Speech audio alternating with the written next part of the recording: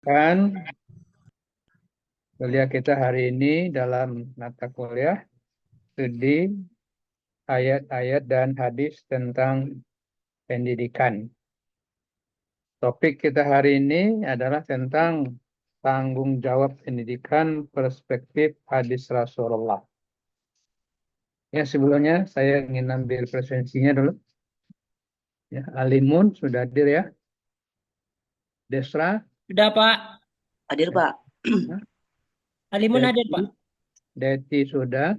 Faizatul Mujahidah belum. Faizatul belum. Fitri Handayani Hadir, Pak. sudah ya. Fitri sudah hadir. Sudah, Pak. Ya, Pak. Jamaluddin ini cuma kalah ya. Ya, Pak. Oke. Muhammad Aulia Afdal belum hadir. Belum katanya. Muhammad Taufik sudah. Hadir, Pak. Nur Hidayah Hadir, Pak. sudah. Oke. Pak. Sudah, Pak. Rashidah. Hadir Pak, hadir Pak Prof. Rashidah sudah hadir. Ada Pak, ada Pak. Oke. Rika Siska Hadir Pak Prof. sudah hadir. Rocky Muslim Ada, Pak. nah, oke. Siva Fauzia.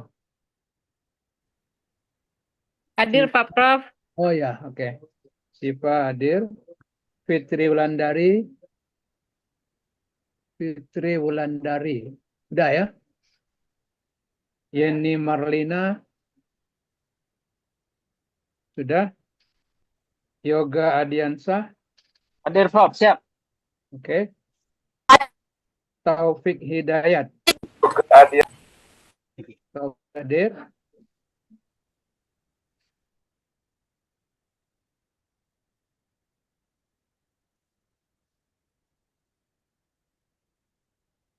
Mana Taufik Hidayat? Mana Taufik Hidayat? Sudah hadir Taufik Hidayat? Hidayat. Belum. Belum, Pak. Lagi. Ya, belum. Ya. Jadi yang belum hadir Taufik Hidayat, Muhammad Auli Afdal dan Udah hadir, Pak Prof. Muhammad Ali Afdal udah hadir. Oke. Auli Afdal sudah hadir. Faizatul Mujahidah. Sudah Pak. Faizatul sudah. Tinggal satu lagi Taufik Hidayat. Baik. Seperti biasa kita beri kesempatan terlebih dulu kepada pemakalah. Dalam hal ini ada dua pemakalah kita, Pak Jamaluddin dan satu lagi siapa? Pemakalahnya? Ada Desra sama Tiga, Pak. Fitri. Ada 3 Pak Prof. Desra, Fitri, sama Jamaluddin ya. Benar Pak Prof. Jauh dulu. Ya, oke. Baik, siapa yang akan mengawali dari 3 pemakalah ini? Silakan. Pak Jamal, Pak. Pak Jamal. Oke. Ya, Pak. Ya, Pak. Makalah Siapa? Bisa sama teman-teman makalahnya. Oh, sudah, Pak. Sudah Jamal kasih di grup, Pak. Ini lagi nampilin PPT-nya, Pak. Oke ya. Ya, Pak.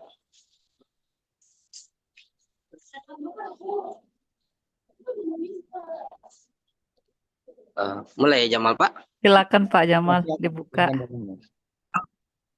Ya. Baik, bismillahirrahmanirrahim. Assalamualaikum warahmatullahi wabarakatuh. Waalaikumsalam warahmatullahi wabarakatuh. Alhamdulillah Bapak yang telah mengizinkan Jamal untuk menampilkan makalah pada pagi menjelang siang ini. Semoga Bapak sehat, begitu juga dengan teman-teman, lalu kemudian murah rezekinya dan bisa berangkat. Baik, makalah Jamal yakninya judul tanggung jawab pendidikan itu judulnya.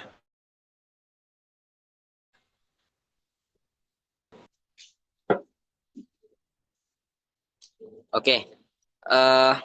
Ini latar belakangnya. Tanggung jawab pendidikan memiliki landasan yang kuat, salah satunya bersumber dari hadis-hadis Nabi.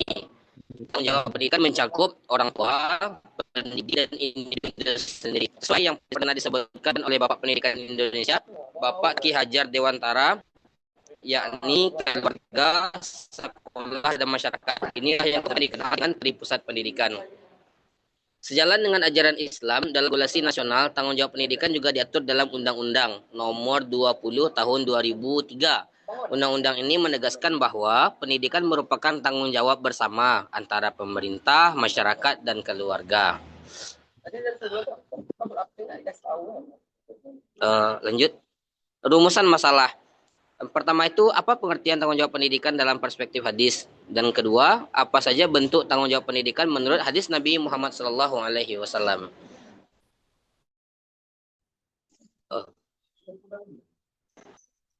Mana ya? Lanjut, Oke. Pertama, pengertian tanggung jawab pendidikan dalam perspektif hadis. Tanggung jawab adalah kesadaran manusia akan tingkah laku atau perbuatan yang disengaja maupun yang tidak disengaja. Tanggung jawab juga berarti berbuat sebagai perwujudan kesadaran akan kewajibannya. Tanggung jawab dalam pendidikan dalam perspektif hadis dapat dipahami sebagai kewajiban setiap individu untuk melaksanakan amanah pendidikan sesuai dengan perannya masing-masing.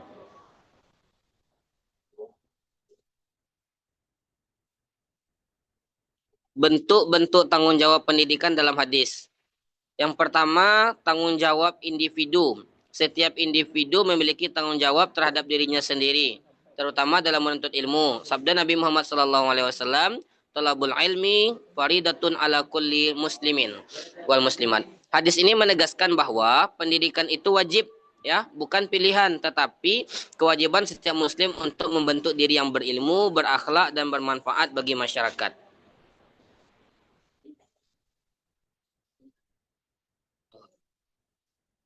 Yang kedua, tanggung jawab pendidikan dalam keluarga. Orang tua adalah pendidik pertama dan utama bagi anak. Sabda Nabi Muhammad SAW, "Ma min mauludin illa yuladu ala fitrah." Setiap anak dilahirkan dalam keadaan fitrah, maka orang tuanya lah yang akan menjadikannya. Entah itu Muslim, entah itu Yahudi, ataupun Nasara. Hadis lain juga mengatakan, ajarkanlah kebaikan kepada anak-anakmu dan didiklah mereka dengan akhlak yang baik. Allimu auladakumul khaira wa adibuhum. Orang tua merupakan pendidik pertama dan utama bagi anak. Dalam hadis dijelaskan bahwa anak lahir dalam keadaan fitrah, sehingga orang tua berperan besar dalam membentuk karakter dan kepribadiannya. Dan yang ketiga, tanggung jawab pendidikan di lembaga pendidikan atau guru. Guru bertanggung jawab dalam menyampaikan ilmu dan membimbing peserta didik. Sabda Nabi, "Balighu anni walau ayah." Sampaikanlah dariku walaupun satu ayat. Hadis ini menunjukkan kewajiban menyampaikan ilmu sebagai bagian dari tanggung jawab pendidikan. Guru wajib menyampaikan ilmu dengan benar dan menjadi teladan bagi siswa. Lanjut, Bu.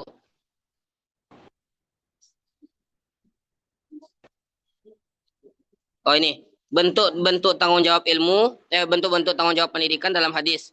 Tanggung jawab pendidikan dalam masyarakat. Masyarakat memiliki tanggung jawab sosial dalam mendukung pendidikan. Sabda Nabi, "Innal mu'mina lil mu'mini kalbunyan." Orang mukmin dengan orang mukmin lainnya itu seperti bangunan yang saling menguatkan.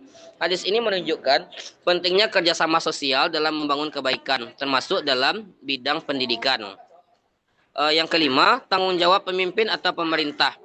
Al-imamu ra'in wa huwa mas'ulun an ra'iyatih. Seorang pemimpin adalah pemelihara dan akan dimintai pertanggungjawaban atas rakyatnya. Dalam hadis, pemimpin memiliki tanggung jawab besar terhadap rakyatnya, termasuk dalam pendidikan. Jadi, oke. Kesimpulan. Nah, ini kesimpulannya. Berdasarkan hadis-hadis tersebut, tanggung jawab pendidikan dalam hadis itu meliputi pertama, tanggung jawab pribadi. Yang kedua, tanggung jawab orang tua dalam mendidik anak. Yang ketiga, tanggung jawab guru dalam mengajar dan membimbing. Yang keempat, tanggung jawab masyarakat untuk menciptakan lingkungan pendidikan. Dan yang kelima, tanggung jawab pemimpin untuk menyediakan sistem dan kebijakan pendidikan. Jadi, itu pemaparan makalah dari Jamal, Pak, dan Bapak Ibu semua. Jamal ucapkan terima kasih.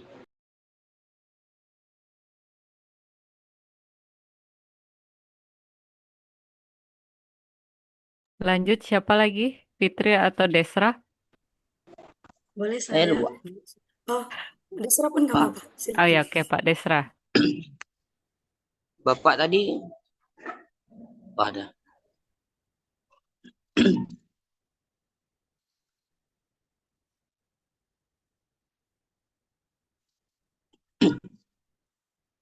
Oke, baik. Assalamualaikum warahmatullahi wabarakatuh. Baik, saya akan membacakan makalah saya pada kesempatan kali ini, yaitu yang berjudul Tanggung Jawab Pendidikan dalam Perspektif Hadis. Baik, lanjut. Latar belakang pendidikan Islam. Pendidikan dalam Islam mencakup pembinaan akhlak, spiritual, dan intelektualitas. Hadis menjadi pedoman utama setelah Al-Quran dalam membentuk konsep Tolong disesuaikan PPT yang ditayangkan dengan apa yang dibacakan. Coba halaman berikutnya. Diapakan dulu Bu Sipa.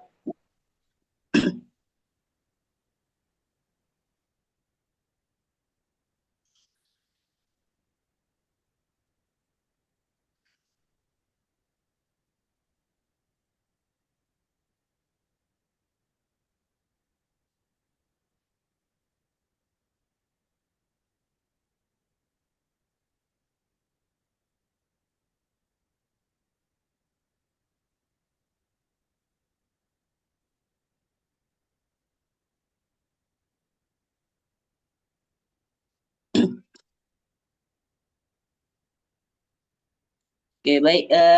Latar belakang pendidikan dalam Islam. Pendidikan dalam Islam mencakup pembinaan akhlak, spiritualitas, dan intelektualitas. Hadis menjadi pedoman utama setelah Al-Quran dalam membentuk konsep pendidikan. Nabi Muhammad SAW menegaskan bahawa setiap individu adalah pemimpin dan bertanggung jawab atas yang dipimpinnya. Tanggungjawab pendidikan melibatkan pemerintah, keluarga, masyarakat, dan individu. Landasan hukum nasional dalam Undang-Undang tahun 2000 tahun nomor 20 tahun 2003 tentang sistem pendidikan nasional. Pertama adalah tanggungjawab pemerintah mengarahkan pembinaan, membantu dan mengawasi penyelenggaraan pendidikan.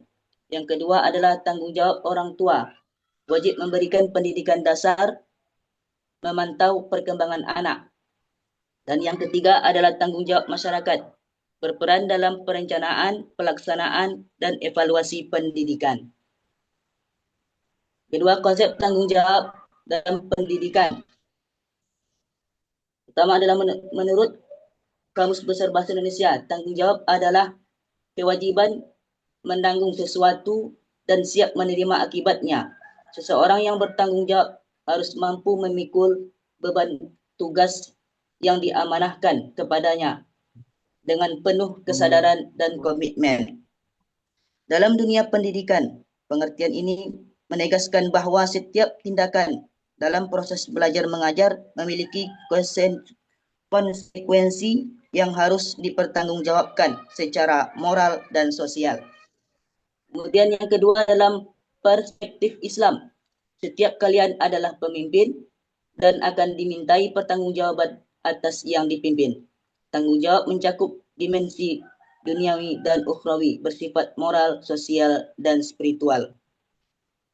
Kemudian pendapat para ahli tentang tanggung jawab pendidikan. Yang pertama adalah John Dewey. Pendidikan adalah proses pembentukan pengalaman yang menuntut tanggung jawab aktif peserta didik dalam pembelajaran. Yang kedua adalah Ki Haji Dewantara, tingkat pusat pendidikan, keluarga, sekolah, dan masyarakat harus bersinergi membentuk karakter anak. Kemudian yang ketiga, Al-Ghazali, tujuan pendidikan adalah membentuk akhlak mulia dan kedekatan kepada Allah Subhanahu wa taala. Kemudian kita lanjut pengertian pendidikan. Menurut Kamus Bahasa Indonesia, pendidikan adalah proses pengubahan sikap dan perilaku seseorang atau kelompok dalam usaha mendewasakan manusia melalui pengajaran dan pelatihan. Dalam Islam, Menuntut ilmu adalah kewajiban bagi setiap Muslim. Pendidikan mencakup pembinaan akhlak, spiritualitas, dan intelektualitas secara menyeluruh. Tujuan pendidikan membentuk manusia yang berilmu, berakhlak mulia, dan bertanggung jawab kepada Allah Subhanahu wa Ta'ala serta sesama manusia. Kemudian hadis-hadis utama tentang kependidikan. Hadis kepemimpinan. Setiap kalian adalah pemimpin dan akan dimintai pertanggungjawaban atasnya. Kemudian yang kedua hadis menuntut ilmu. Menuntut ilmu adalah kewajiban bagi setiap Muslim. Yang terakhir adalah hadis menyampaikan ilmu. Sampaikanlah dariku walaupun hanya satu ayat. Kemudian makna kependidikan dari hadis. Pendidikan adalah amanah yang harus dijalankan dengan kesadaran moral. Bukan kesadaran transfer ilmu tetapi membentuk karakter dan spiritualitas. Orang tua, guru, masyarakat memiliki peran yang saling melengkapi dalam membentuk generasi yang berilmu dan berakhlak mulia. Kemudian ilmu harus diamalkan dan diajarkan kepada orang lain agar bermanfaat bagi umat dan pahalanya terus mengalir. Dan yang kesimpulannya yang pertama adalah tanggung jawab individu. Pendidikan adalah tanggung jawab individu. Kemudian yang kedua, tanggung jawab pemerintah. Kependidikan ditanggung jawab pada pemimpin. Yang terakhir, tanggung jawab keluarga. Kependidikan bertanggung jawab setiap orang tua dan masyarakat ataupun sosial. Terima kasih. Kami kembalikan kepada moderator. Ya, yang ketiga silakan. Makalah yang ketiga siapa? Fitri. Bismillahirrahmanirrahim. Terima kasih Pak atas waktu dan kesempatan yang diberikan. Selanjutnya saya akan mempresentasikan tentang makalah saya yang judulnya sama tentang tanggung jawab pendidikan perspektif hadis. Kita mulai dari pendahuluan latar belakang. Dalam perspektif Islam, tanggung jawab pendidikan memiliki landasan yang kuat, salah satunya bersumber dari hadis Nabi Muhammad SAW. Hadis sebagai sumber ajaran Islam kedua setelah Al-Quran, memberikan penjelasan rinci mengenai peran dan tanggung jawab setiap pihak dalam proses pendidikan. Rasulullah SAW menegaskan bahwa setiap individu adalah pemimpin dan akan dimintai pertanggungjawaban atas kepemimpinannya, termasuk dalam konteks pendidikan. Hal ini menunjukkan bahwa pendidikan bukan hanya tugas lembaga formal, tetapi merupakan tanggung jawab bersama yang meletak pada setiap manusia. Yang menjadi rumusan masalah pada pembahasan ini, pertama apa yang dimaksud dengan tanggung jawab pendidikan, kedua siapa saja pengemban tanggung jawab pendidikan dalam perspektif hadis. Lanjut kepada pembahasan. Yang pertama, pengertian tanggung jawab pendidikan Islam dan hadis. Suatu tanggung jawab menurut KBBI, tanggung jawab adalah keadaan wajib menanggung segala sesuatu. Dalam hadis Nabi, tanggung jawab diartikan dengan kata mas'ulun. Setiap orang yang diberi amanah wajib mempertanggungjawabkannya kepada Allah Azza wa Jalla. WJS Purwo Darminto mendefinisikan tanggung jawab adalah sesuatu yang menjadi kewajiban atau keharusan untuk dilaksanakan, dibalas, dan sebagainya. Yang kedua, pengertian tentang pendidikan Islam. Pendidikan Islam itu usaha sadar, terencana, dan berkelanjutan untuk membimbing potensi manusia, baik itu jasmani maupun rohani, berdasarkan nilai-nilai Al-Quran dan Sunnah, mencakup tarbiyah, taklim, dan takdib. Sedang yang ketiga, pengertian tentang hadis. Hadis adalah perkataan, perbuatan, dan takrir Nabi Muhammad SAW yang menjadi pedoman hidup umat Islam. Lanjut Bu Sifah. Lanjut kita kepada hadis-hadis tentang tanggung jawab pendidikan Islam. An Abdullah qala Nabi SAW, kullukum ra'in wa kullukum mas'ulun an ra'iyatihi, fal imamu ra'in wa huwa mas'ulun, wal rajulu ra'in ala ahli wa huwa mas'ulun, wal mar'atu ra'iyatun ala baiti zawjiha ra'iyatun wa hiya mas'ulatun. wal 'abdu ra'in 'ala mali sayyidihi wa huwa mas'ulun ala fa kullukum ra'in wa kullukum mas'ulun. Rawahul Bukhari. Yang artinya dari Abdullah ia berkata, Nabi Muhammad SAW bersabda, setiap kamu adalah pemimpin dan setiap kamu akan diminta pertanggungjawaban. Imam adalah pemimpin dan akan diminta pertanggungjawaban. Seorang laki-laki adalah pemimpin atas keluarga dan dia akan dimintai pertanggungjawaban. Seorang perempuan adalah pemimpin pada rumah suaminya akan dimintai pertanggungjawaban. Seorang budak adalah pemimpin atas harta majikannya dan akan dimintai pertanggungjawabannya. Ketahuilah, setiap kalian adalah pemimpin dan akan dimintai pertanggungjawaban. Dan diriwayatkan Sahih Imam Bukhari nomor hadis. Ya. Lanjut hadis yang kedua. Di sini saya akan membacakan matan hadisnya saja biar lebih singkat. Qala an Anas inna Rasulullah sallallahu alaihi Anna wasallam. Rasulullah. Qala Rasulullah sallallahu alaihi wasallam. Qala inna Allaha sa'ilun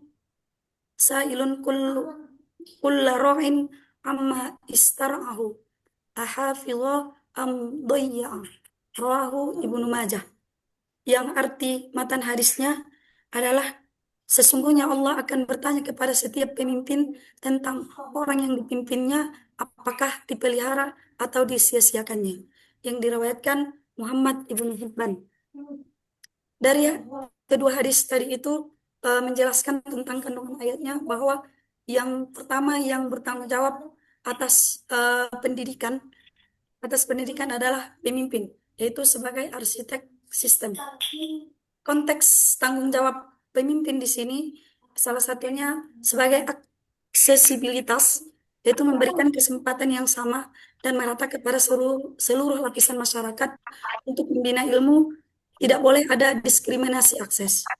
Yang kedua, fasilitas, yaitu menyediakan, menjaga, dan meningkatkan sarana serta prasarana pendidikan yang layak bagi umat. Yang ketiga, arah dan orientasi, yaitu mencegah penyimpangan salah didik dan memastikan output pendidikan menghasilkan masyarakat yang berakhlak dan bermoral. Selanjutnya, hadis dari Abi Hurairah.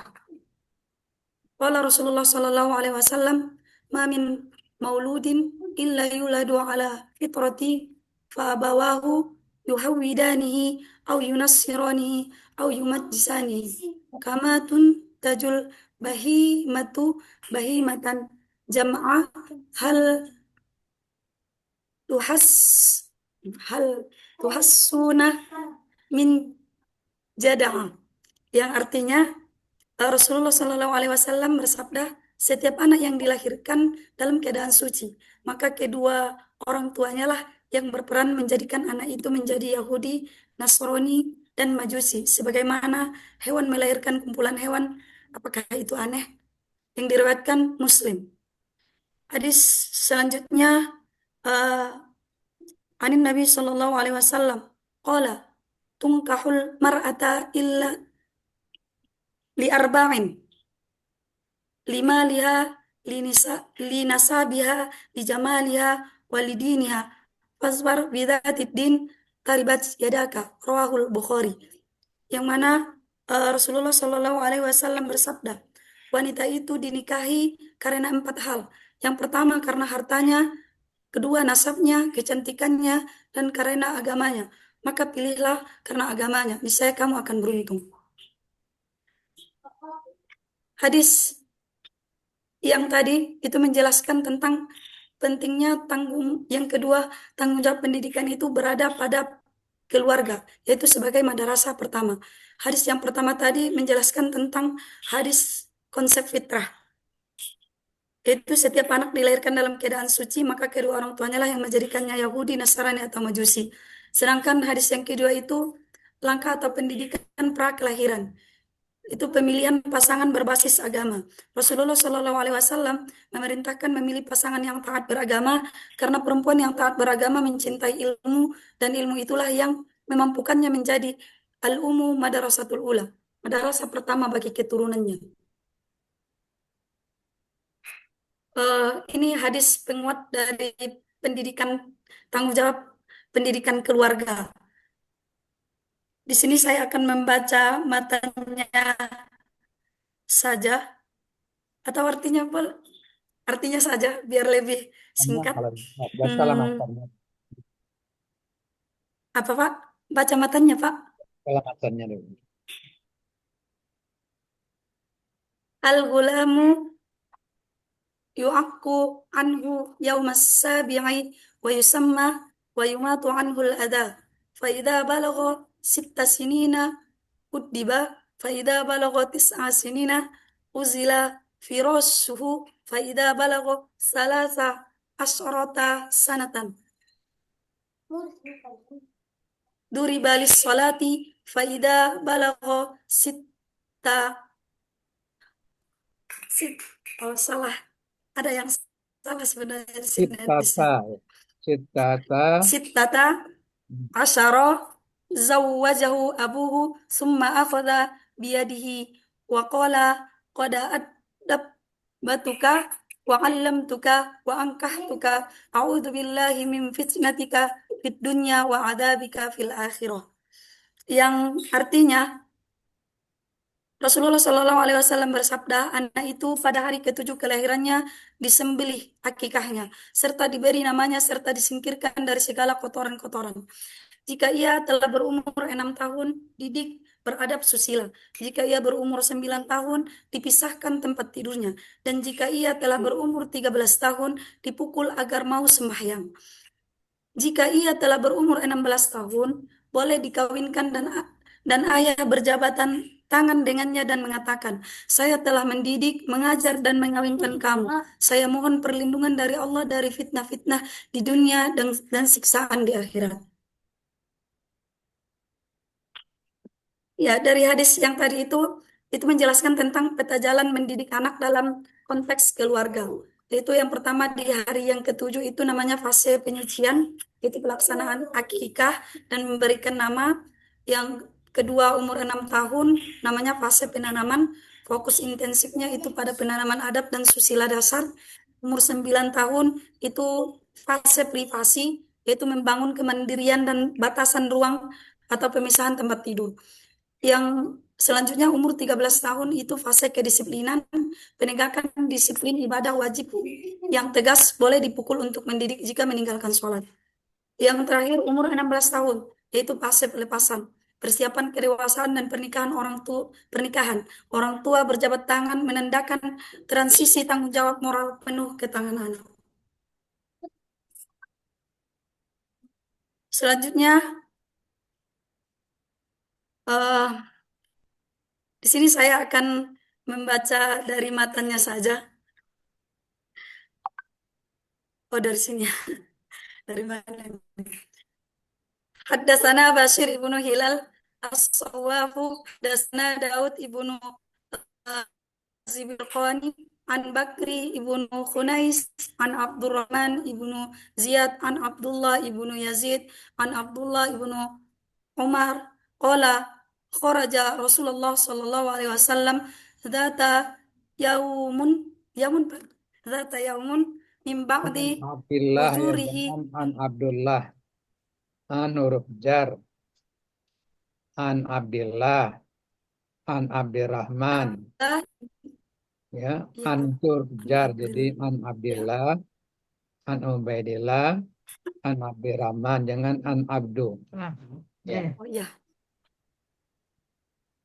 An Abdillah ibnu Umar qala kharaja Rasulullah sallallahu alaihi wasallam dzata yaumin min ba'di hujurihi fadakhala al-masjida fa idza huwa bihalqataini ahaduhuma yaqra'una al-Qur'an wa yad'una Allah wal ukhra yata'allamuna wa yu'allimuna faqala an-nabiy sallallahu alaihi wasallam kullu ala khairin haula'i yaqra'una al-Qur'ana wa yad'una Allah fa in syaa'a a'tahum wa in syaa'a mana'ahum wa haula'i yata'allamuna wa yu'allimuna wa innama bu'ithu mu'alliman fajalasa ma'ahum. Yang artinya Pada suatu hari Rasulullah Shallallahu Alaihi Wasallam, keluar dari satu kamarnya dan masuk ke dalam masjid. Lalu beliau menjumpai dua halaqah. Salah satunya sedang membaca Al-Quran dan berdoa kepada Allah, sedang yang mereka lainnya melakukan proses belajar mengajar. Maka Nabi bersabda, masing-masing berada di atas kebaikan. Mereka membaca Al-Quran dan berdoa kepada Allah. Jika Allah menghendakinya, maka Allah akan memberinya. Dan jika menghendakinya, maka tidak akan memberinya. Dan mereka dan yang lainnya sedang belajar mengajar, sementara diriku diutus sebagai pengajar, lalu beliau duduk bersama mereka. Dan hadis yang lainnya, balighu anni walau kana ayah.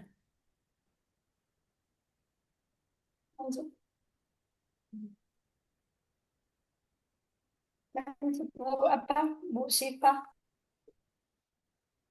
6.000. Ya, hadis yang tadi itu berkenaan tentang tanggung jawab pendidikan itu berada pada pundak guru sebagai pewaris Nabi. Itu sesungguhnya diriku diutus sebagai pengajar. Dari hadis tadi itu menggambarkan bahwa Rasulullah memilih duduk bergabung dengan kelompok belajar, menegaskan kemuliaan proses pendidikan.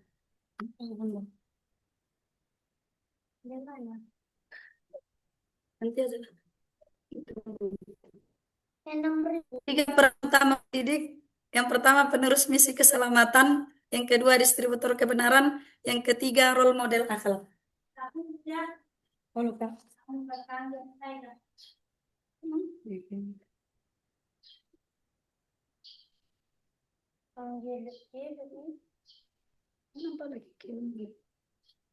Terakhir hadis dari Abu Sa'id Al-Khudri radhiyallahu anhu berkata, saya mendengar Rasulullah sallallahu alaihi wasallam bersabda, siapa yang kemungkaran maka ubahlah dengan tangannya, jika tidak mampu maka rubahlah dengan lisannya, jika tidak mampu maka tolaklah dengan hatinya, dan hal tersebut adalah selemah-lemah iman.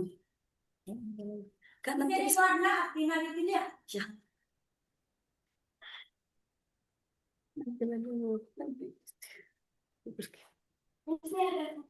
Tanggung jawab pendidikan yaitu pada masyarakat sebagai benteng kontrol sosial. Di sini tugas dan tanggung jawab masyarakat yaitu membuat kebijakan kolektif, itu menciptakan norma umum yang baik sehingga anak melihat ajaran agama dalam kehidupan nyata. Dan yang kedua, pencegahan negatif, yaitu aktif menolak dan mencegah masuknya budaya merusak ke dalam lingkungan fisik dan digital warga.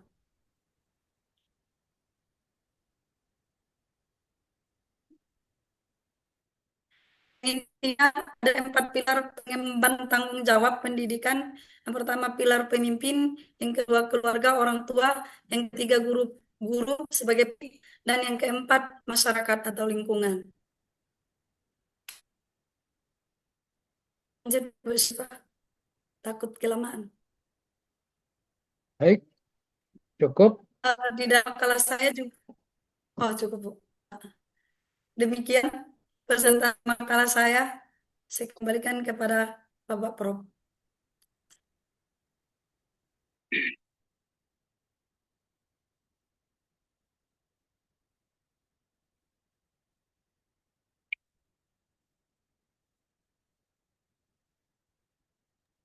Mohon maaf Pak Prof, suara Pak Prof tidak ada Pak Prof. Maaf ya. Sama-sama sudah kita ikuti penyampaian atau presentasi dari masing-masing pemakalah tentang tanggung jawab pendidikan perspektif hadis-hadis Rasulullah. Kita lanjutkan dengan sesi tanya jawab pertama kepada penanggap utama. Penanggap utama tentulah yang kemarin menjadi pemakalah. Ya, seingat saya pemakalah kemarin Rashidah, Rocky M, dan Deti Yulia M. Ya, Deti, Pak. Silakan siapa dulu yang Rashidah dulu Pak. Deti boleh, Pak. Bu ya, Rashidah. apa? Bu Rashidah. Deti. Bu Rashidah sebentar. Hmm. Bu Rashidah Deti, sebentar. ya. Saya Ya, silakanlah. Ya Pak Prof. Oke, Rasida. Assalamualaikum. Assalamualaikum warahmatullahi wabarakatuh. Salam. Baik, dari tiga pemakalah, sepertinya kami berikan apresiasi yang sangat bagus untuk tiga pemakalah. Namun ada sedikit dari dari makalah Ustadz Jamal ya. Saya melihat di hadis-hadis beliau itu ada yang terlalu dipotong sekali di makalahnya gitu, sehingga hadis itu membuat tidak jelas gitu. Contoh, yang saya tahu hadis itu al-mu'minu lil mu'minin kal bunyan yashuddu ba'duhu ba'dha. Dari situ al-mu'mina lil mu'mini gitu. Jadi mungkin itu hadisnya mungkin dilengkapi, dan terus ada lagi kullukum ra'in wa kullu ra'in mas'ulun an ra'iyatihi kan gitu. Jadi ra'in pemotongan-pemotongan hadis itu setahu saya dalam ulumul hadis itu tidak boleh gitu. Tidak boleh pemotongan-pemotongan itu dituliskan dalam makalah gitu. Nah, itu mungkin salah satu yang dari Ustadz Jamal yang saya lihat gitu. Dan dari keseluruhannya mungkin sudah bagus gitu, dan persentasenya juga sudah bagus dibandingkan dengan kemampuan saya, ya lebih hebat lah mereka kan gitu Pak. Demikian, terima kasih. Mohon maaf. Wassalamualaikum warahmatullahi wabarakatuh. Ibu Rasida menyampaikan kritik khususnya kepada makalah Pak Jamal Iya, iya. tentang penulisan hadis yang beliau lihat banyak yang tidak lengkap. Seharusnya lah hadis itu dikutip secara lengkap. Hadis-hadis yang dikutip oleh Pak Desra dan Ibu Fitri bagaimana? Sudah baik semua? Kalau Bu Fitri sepertinya Pak sudah melengkapi, rawinya pun sudah, tentang penyampaiannya tadi ada sedikit mungkin cara membacanya, ya namanya kita pemakalah itu grogi ada pasti ya Pak. Nah itu. Untuk Ustadz Desra sepertinya kalau saya sudah, mungkin yang lain nanti yang mengkritik gitu. Terima kasih Pak. Baik ya. Silakan yang penanggap kedua, siapa Bu Deti? Silakan. Mengkritik dulu ya Pak ya. Iya. Kalau mengkritik dari segi penulisan makalah saja ya Pak, cuma sedikit, hanya fontnya itu saja Pak. Font ini saling mengingatkan juga kepada teman-teman yang lain agar font pada halaman diubah kayak gitu. Di ketiga makalah kami lihat itu ada dua makalah Pak Jamal sama Bu Fitri itu fontnya halaman adalah Calibri. Sebaiknya ditukar juga ke Times New Roman. Kalau Pak Desra itu tidak pakai halaman tadi Pak, dan pada punya Pak Desra itu ada enter yang terlalu berlebih, jadi space-nya itu masih ada seperti itu Pak. Cuman itu saja Pak.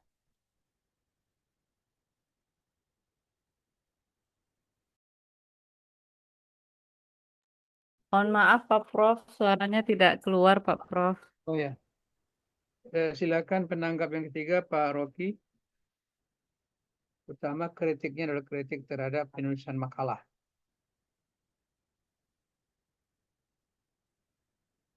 Nah Pak Rocky silakan. Suara. Untuk kritikan ditumpangkan ke teman-teman yang di 1 sama 2 aja Pak. Udah cukup Pak. Numpang aja sama Bu Rasida dan Iya Pak. Silakan panggil Pak Rocky. Apa Pak? Bersediakah Bu Rasida dan Bu Deti ditumpangi Pak Rocky?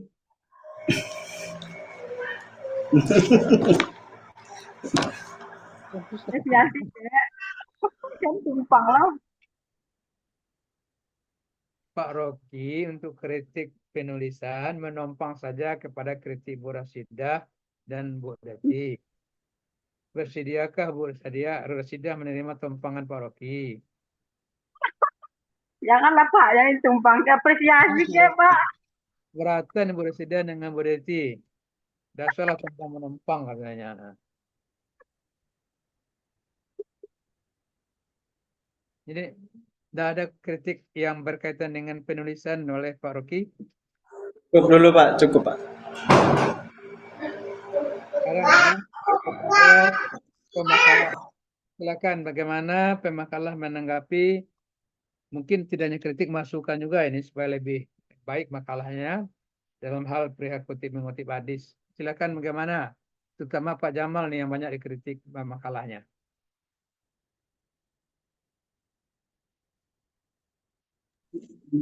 Menanggapi desain makalah tadi, Pak. Iya. Oh, ya Pak, baik, terima kasih kepada Bapak. Terima kasih juga kepada Bapak Ibu sekalian. Saya betul-betul menyadari kekurangan saya dalam menulis makalah tadi, karena memang kemarin itu kurang ketelitian saya, Bapak Ibu semua, untuk menulis makalah. Dan insya Allah kedepannya ini akan saya jadikan bahan evaluasi untuk memperbaiki makalah saya maupun karya ilmiah saya yang lainnya untuk jadi lebih baik gitu. Terima kasih. Disadari, diterimalah kritikan atau masukan baik dari Bu Deti maupun Bu Rasidah. Dua pemakalah lain ada yang mau ditanggapi? Silakan Pak Desra dan Bu Fitri. Ya Pak, terima kasih kepada penanggap utama pada makalah kami atas kritikannya. Insya Allah kami akan memperbaikinya, gitu Pak, tanggapannya. Wah ya, insya Allah diterima kritikan dan akan diperbaiki. Kalau gitu kita cukupkan perihal kritik yang berkaitan dengan teknik penulisan makalah. Selanjutnya kembali kepada penanggap utama, silakan ya tanggapi materi bahasan. Dari Rocky Pak. Dari Rocky Pak. Akan Rocky ya. Baik, terima kasih pada kesempatan yang diberikan. Pertanyaannya ada 3 dan punya alamat masing-masing gitu. Jadi untuk pertanyaan pertama untuk Pak Jamal, jelaskan kaitan atau relevannya tanggung jawab pendidikan dalam hadis dengan tantangan era digital pada saat ini. Terus yang kedua, untuk ulang lagi. Ulang kembali pertanyaan Rocky ini kepada Pak Jamal.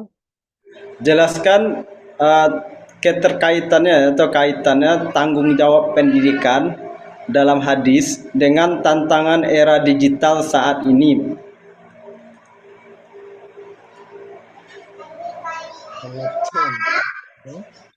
Hubungan pendidikan dalam hadis dengan tantangan era digital saat ini. Kalau ya bagaimana pemakalah menjawab, nanti kita dengarlah barangkali. Ya, terus yang kedua untuk Bapak Desra, bagaimana perspektif hadis memandang kegagalan pendidikan seorang anak? Bagaimana perspektif hadis memandang kegagalan pendidikan seorang anak? Terus untuk yang ketiga, pemakalah yang ketiga, Bu Fitri, bagaimana metode pendidikan Nabi dapat diterapkan dalam sistem pendidikan modern? Metode pendidikan kita belum masuk diskusi. Jadi diulang lagi, bagaimana pendidikan Nabi lah Pak, pendidikan Nabi dapat diterapkan dalam sistem pendidikan modern Pak. Kita lebih fokus pada persoalan tanggung jawab pendidikan. Oh ya, berarti 2 aja Pak, 2 aja. Sendiri ya. Ya. Saya minta yang kedua kepada penanggap.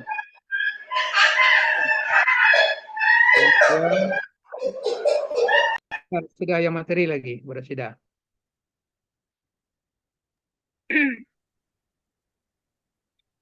Baik, untuk pertanyaan kepada Bu Fitri Handayani,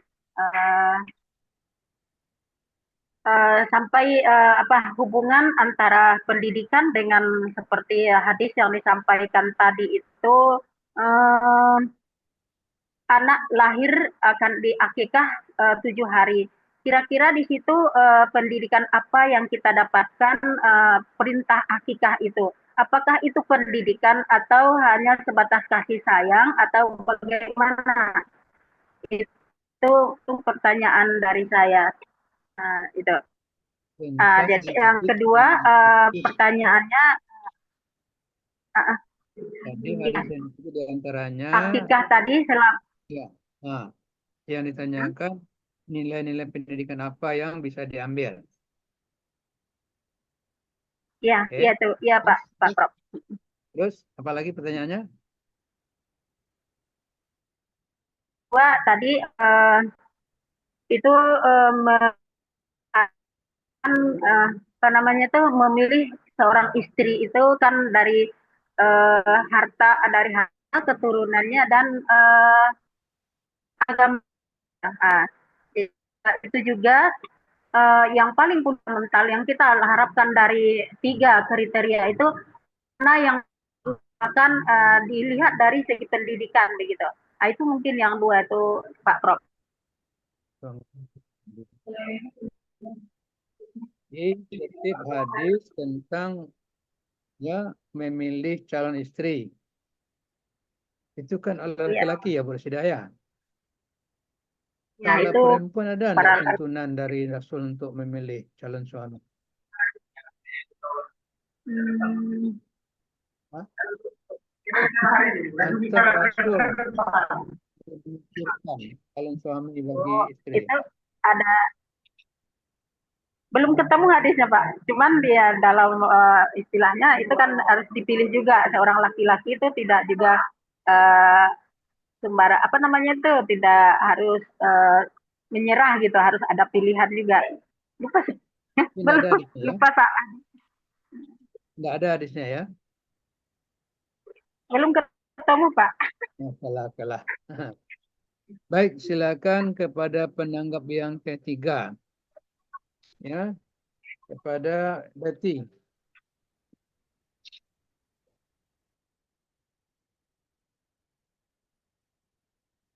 Tentang materi bahasan tanggung jawab pendidikan perspektif hadis. Silakan Betty. Baik, Pak. Terima kasih atas kesempatannya. Izin bertanya kepada ketiga pemakalah, walaupun tadi di makalah Bu Fitri Handayani sudah sempat disinggung siapa yang memiliki peran penting dalam siapa yang memiliki tanggung jawab paling besar yaitu ya dalam pendidikan. Cuman kalau kita lihat realitanya hari ini, kadang orang tua ini juga hanya menyerahkan kepada sekolah kayak gitu. Di sekolah pun yang diukur itu hanya ranah kognitifnya, bagaimana hasilnya ini supaya dapat diterima di masyarakat. Uh, dan pemerintah juga kan hanya dalam sebatas sistem tadi kata Bu Fitri kan. Jadi siapa sebenarnya yang memiliki peran, yang bertanggung jawab terhadap pendidikan ini dan apa contoh peran pendidikan oleh masyarakat kayak gitu? Apa contoh peran masyarakat dalam mendukung pendidikan? Cuma dua itu aja Pak Prof. Untuk ketiga pemakalah. Satu pertanyaan untuk ketiga pemakalah oleh Bu Dati. Saya ingin mendudukkan dulu untuk kita bersama. Kan topik kuliah kita tanggung jawab pendidikan perspektif hadis. Dalam arti apa kira-kira kita pahami istilah tanggung jawab pendidikan ini nih? Pertama kepada pemakalah dulu. Ya, apa yang kita pahami dengan istilah tanggung jawab pendidikan? Silakan Pak Jamal. Ya Pak. Ya Pak. Dalam arti apa dipahami istilah tanggung jawab pendidikan ini? Tanggung jawab pendidikan tuh ya Pak. Ya. Bentar Pak. Ini Jamal lagi di tempat pesta Pak. Adik beradik pula. Jamal menjauh sebentar ya Pak.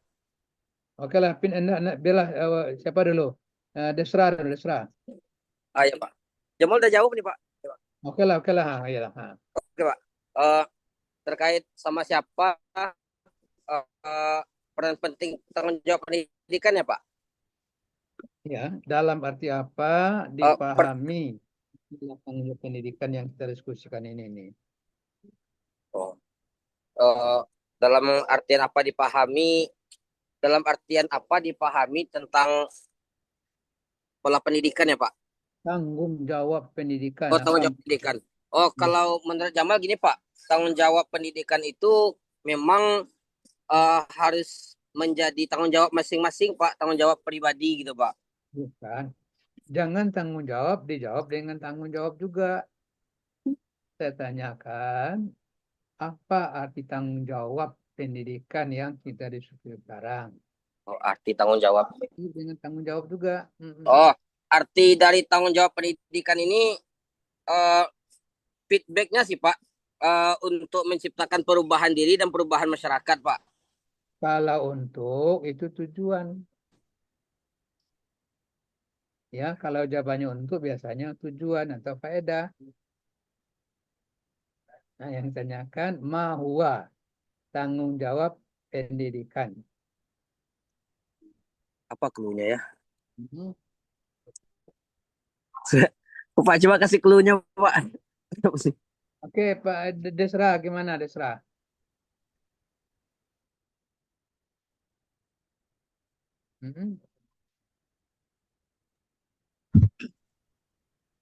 Baik. Apa yang dimaksud dengan tanggung jawab pendidikan, tanggung jawab itu adalah memberikan kewenangan kepada individu manusia. Saya coba diulang kembali. Tentang jawab adalah berikan kewenangan setiap individu manusia untuk menjalankan perubahan. Memberikan kewenangan. Kewenangan tanggung jawab itu diberikan artinya ya. Jadi ada orang yang tidak dapat juga ya. Ya Pak, setiap kita itu mendapatkan tanggung jawab atas kependidikan itu Pak. Justru yang ditanya tanggung jawab itu apa? Kan itu yang saya tanya. Apa arti tanggung jawab yang kita pakai istilahnya tanggung jawab pendidikan? Nah, jangan jawab dengan tanggung jawab juga hendaknya. Coba Fitri, gimana Fitri? Tanggung jawab itu kan Pak segala sesuatu yang dibebankan kepada seseorang gitu ya. Jadi kalau menurut saya segala sesuatu yang dibebankan kepada seseorang. Iya, yang harus dilaksanakannya gitu Pak. Nah, kalau tanggung jawab didapatkan dengan pendidikan apa jadinya? Sehingga istilahnya tanggung jawab pendidikan. Apa maksudnya? Tanggung jawab pendidikan. Berarti di situ maksudnya orang yang bertanggung jawab dalam hal pendidikan, Pak. Jangan dijawab bertanggung jawab juga. Kan itu yang saya tanya. Orang yang harus melaksanakan pendidikan itu. Gitu, Pak. Orang yang harus melaksanakan pendidikan atau yang memberikan pendidikan gitu, Pak. dalam makalah ini ada yang memang arahnya siapa yang harus atau mendapat amanah untuk melaksanakan pendidikan, ada pula yang membahas bentuk-bentuk ya pendidikan, bentuk tanggung jawab. Makalah yang si Desra salah. Tanggung jawab itu kan suatu beban, amanah. Boleh juga dikatakan dalam bahasa agama suatu yang merupakan kewajiban. Jadi tanggung jawab pendidikan adalah beban amanah untuk melaksanakan pendidikan itu kepada siapa sajakah sesungguhnya dituntut dalam Islam. Maka yang menjadi objek kajian kita sekarang adalah mempertanyakan siapa yang sesungguhnya mendapat amanah dalam pandangan hadis Rasul untuk melaksanakan pendidikan itu. Itu yang kita maksud tanggung jawab pendidikan. Siapa saja kira-kira yang mendapat amanah atau tugas atau kewajiban untuk melaksanakan pendidikan itu. Maka pendidikan dasar untuk mengatakan ini yang kira-kira. Ya, oke lah. Saya kembalikan kepada pemakalah untuk menjawab pertanyaan-pertanyaan tadi. Silakan. Pertanyaan Bu Deti tadi seperti apa, Bu? Siapa yang paling bertanggung jawab dalam pendidikan dan apa contoh peran masyarakat atau tanggung jawab masyarakat terhadap pendidikan kayak gitu? Oh, sama kayak pertanyaan Bapak ya. Eh, baik, izin saya langsung jawab boleh, Pak? Ya, Ya, kalau yang saya pahami dari makalah yang saya tulis, Ibu Deti dan Bapak Ibu semua, yang paling bertanggung jawab dalam dunia pendidikan ini setiap diri masing-masing bertanggung jawab gitu. Karena Nabi mengatakan kullu tadi kan, setiap gitu. Maka tidak Pak ada Jamal, yang Jamal, yang Pak Jamal, ya, tolong sesuaikan jawaban ya Pak. yang ditanya. Yang ditanya ini berat siapa yang paling bertanggung jawab, bukan siapa saja yang bertanggung jawab. Cobalah hati-hati Pak jawabnya. Yang ditanya siapa yang paling Oh, bertanggung siapa? jawab. Kan itu tadi kan Bu Deti. Nah, Yang paling silakan. Hati-hati menjawabnya. Oh, baik Pak. Eh, baik,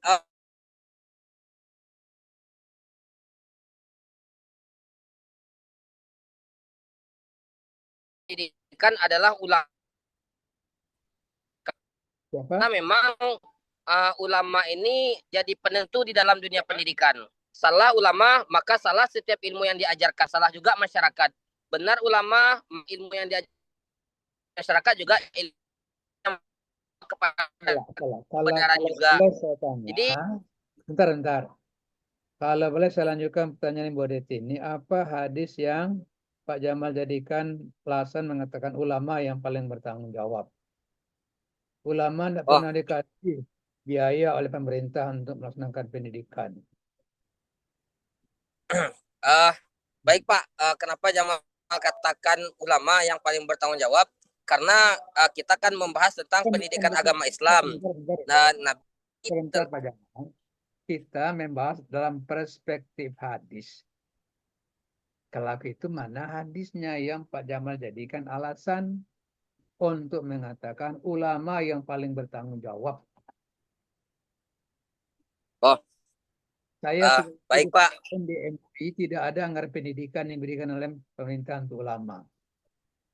Kalau dia dikatakan paling bertanggung jawab, ini bahaya nanti ini. Silakan. Oh iya Pak, baik Pak. Jamal ingin jawab dasar hadisnya yang Jamal kemukakan ini al ulama warasatul anbiya Pak. Ulama itu adalah pewaris Nabi. Nabi ini kan sumber pendidikan, Pak. Sumber akhlak, sumber moral, sumber keilmuan, segalanya dari Rasulullah SAW. Jadi kenapa Jamal katakan ulama ini kan kalau bahasa kiasannya kan perpanjang lidah Nabi gitu Pak. Jadi dengan adanya ulama gitu kan, ulama bisa mencaskan meskipun nanti yang mau digaji pemerintah atau tidak gitu, tetapi di dalam syariat kita kan ulama ini kan menjadi tumpuan Pak gitu. Kalau di Minangnya kan suluh bendang dalam nagari gitu kan Pak. Nah itu makanya Jamal katakan ulama ini yang poin utamanya yang paling gitu Pak. Jawabannya dalam pandangan Pak Jamal, siapakah yang paling bertanggung jawab dalam persoalan pendidikan? Jawabannya adalah para ulama. Alasannya al ulama'u warasatul anbiya. Iya Pak. Yang diwarisi oleh ulama itu adalah tugas Rasul sebagai seorang pendidik. Maka iya Pak. Paling bertanggung jawab. Nah, setuju enggak pemakalah? Iya. Kalau Jamal setuju Pak. Penanya gimana Bu Deti? Ya, Pak Desra, setuju enggak? Ada yang setuju sama Jamal enggak?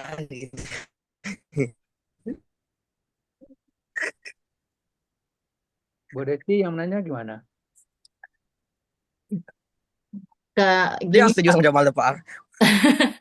Begini Pak, tadi kenapa siapa yang paling bertanggung jawab? Artinya tadi kan sudah dikasihkan sedikit kasus karena kan dari beberapa makalah kan itu menyebutkan hadisnya kulukum ro'in tadi kayak gitu.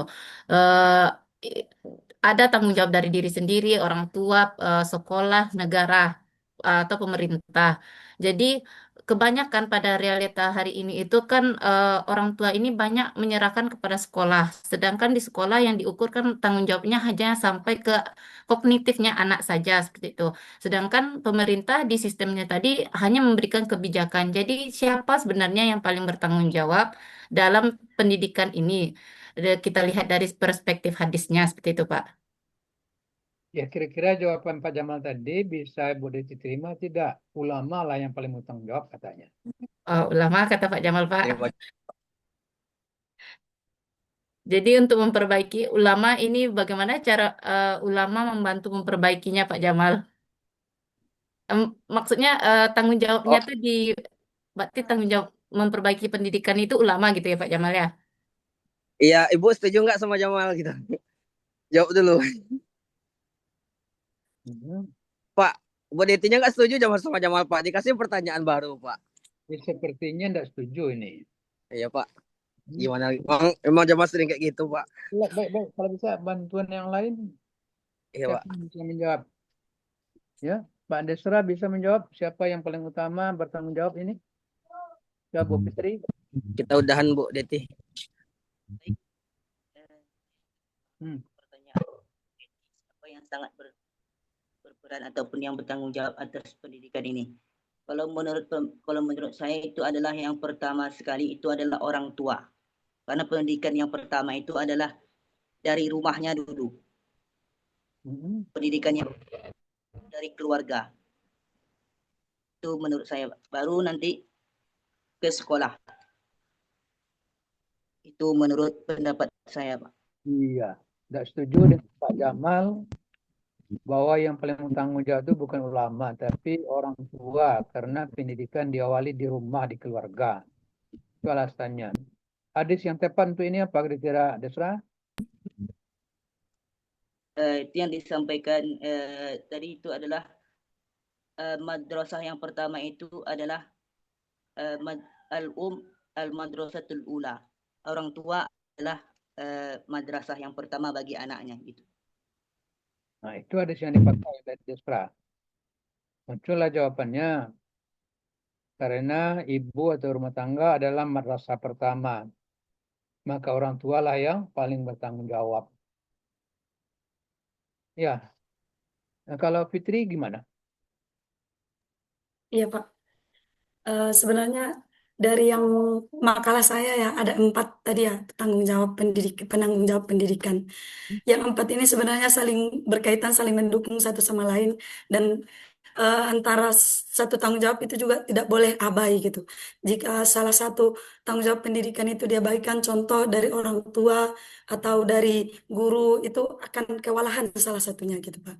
Jadi kalau menurut saya dari yang saya baca makalah saya ketika saya nulis yang paling karena dasarnya itu adalah orang tua, jadi yang paling membentuk karena memang tujuan pendidikan itu kan Pak membentukkan karakter ya yang tujuan paling akhir gitu. Jadi kalau seandainya bagus dalam lingkungan keluarganya dasarnya dibiasakan anak-anak itu tentang Yang kedisiplinan. minta penegasan jawaban siapakah yang dipandang? Oh ya udah.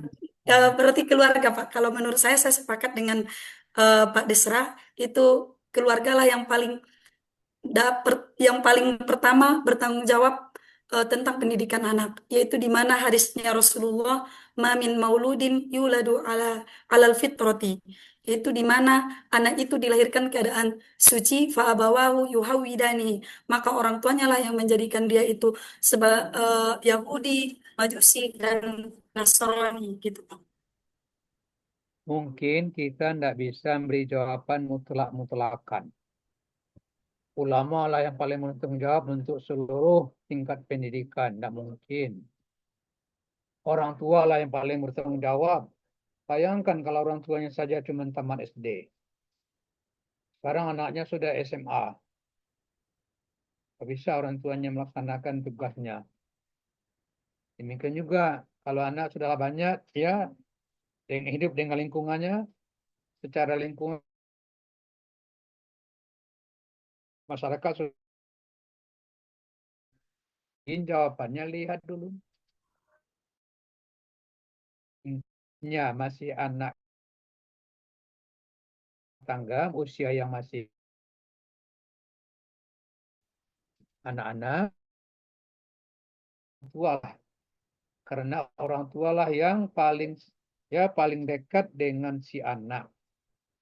Orang tua lah yang selalu berkomunikasi dengan si anak ketika anak masih kecil, orang tua. Nah, ketika anak sudah diserahkan orang tua kepada lembaga pendidikan sekolah, kira-kira siapa yang paling bertanggung jawab? Guru, Pak. Memang guru. Ketika anak kita posisikan sebagai salah seorang anggota masyarakat yang hidup dalam kehidupan bermasyarakat, bersosial, siapa yang paling bertanggung jawab? Masyarakat. Ulul amri. Ya enggak.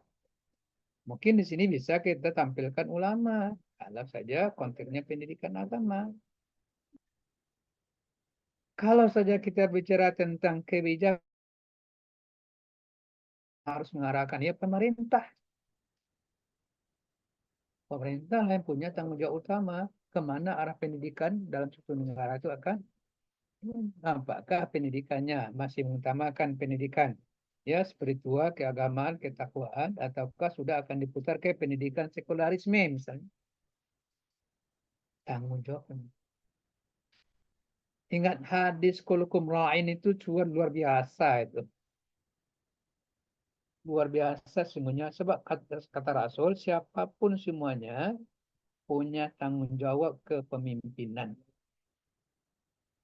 Bahkan seorang pembantu rumah tangga pun oleh Rasulullah dikatakan dia punya tanggung jawab mengurus rumah tangga atau keluarga yang dimiliki oleh si tuannya sampai kepada penguasa tertinggi, apakah dia dahulu khalifah atau raja atau presiden macam. Nah, itu barangkali. Jadi saya cenderung mengatakan tidak bisa kita menanyakan secara mutlak siapa yang paling bertanggung jawab. Lihat konteksnya ketika dalam suasana bagaimana. Mungkin begitu barangkali. Oke. Silakan yang tanya selanjutnya dijawab oleh makalah. Dan siapa lagi tadi ini? Rocky sudah. Tanya Pak Rocky, belum menjawab kan?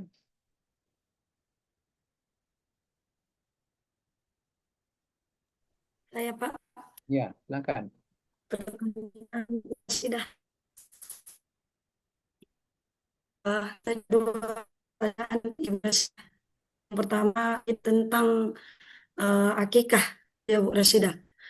Apakah hubungan akikah ini dengan pendidikan, apakah itu juga bagian dari tanggung jawab pendidikan, Bu Rasidah?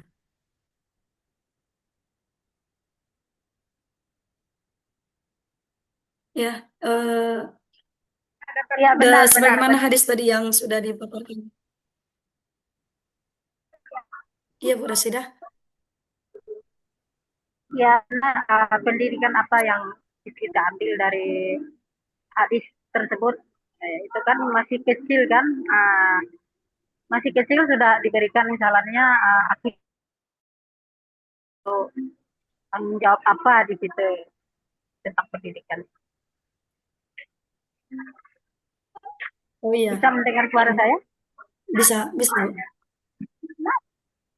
Saya akan menjawab dengan semampu saya ya.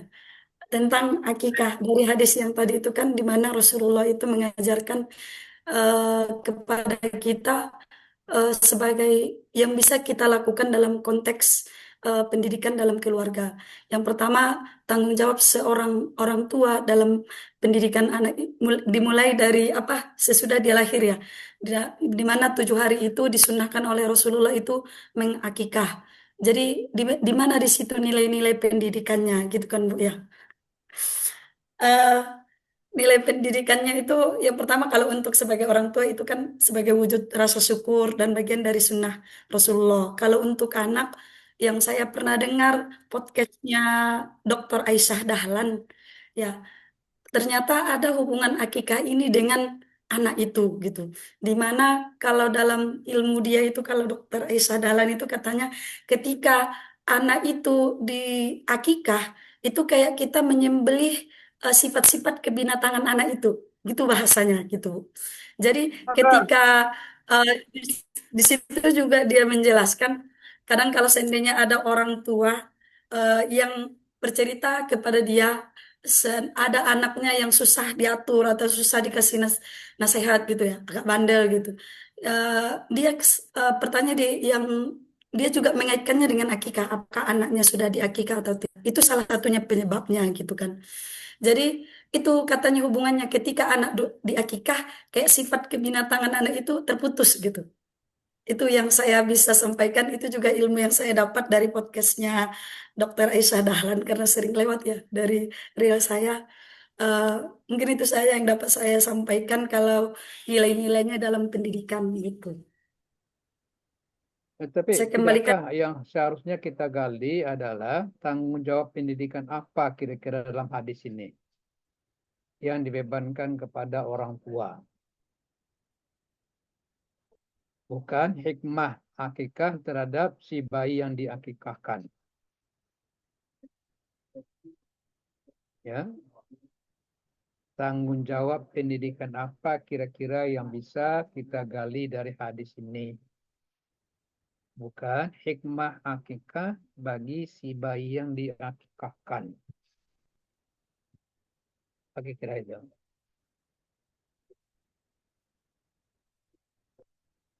Hmm.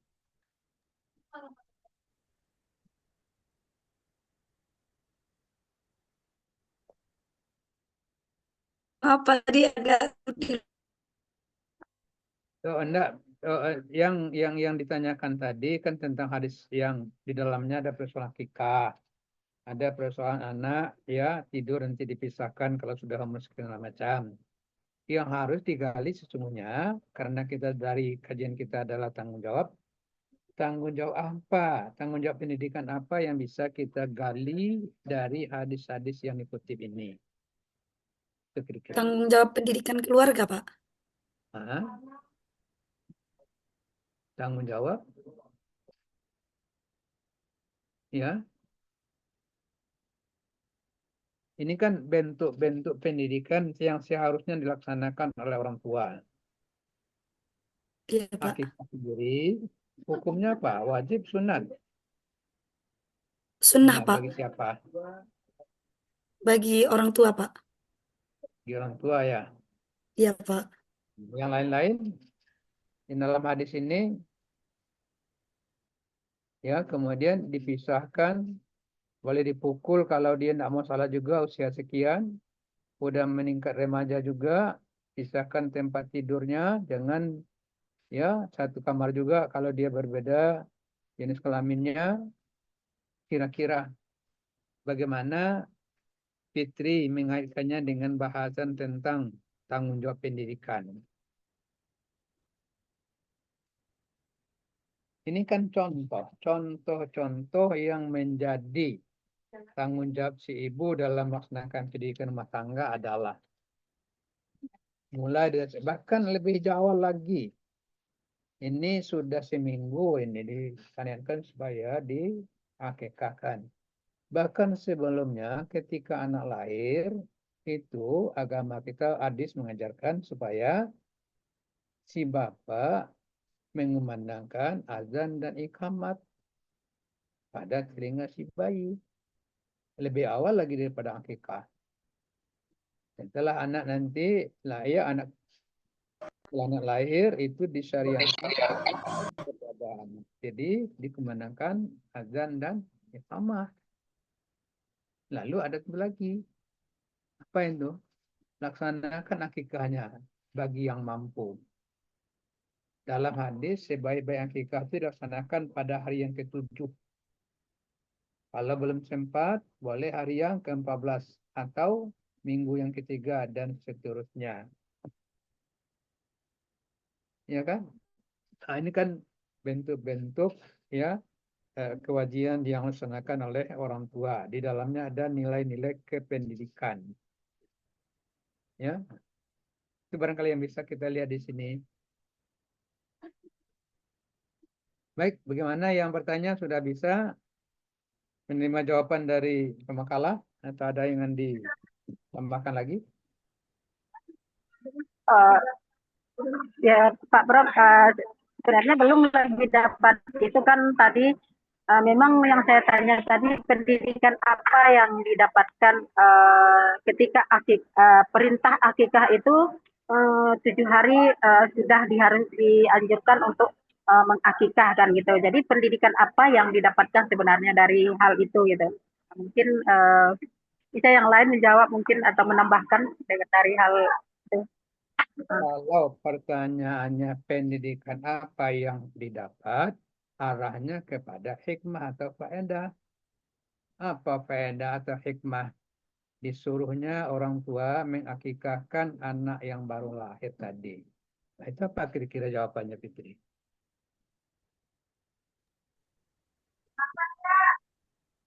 Kalau hikmah mungkin ya Pak Prof itu adalah kalau menurut saya itu adalah kasih sayang kan gitu.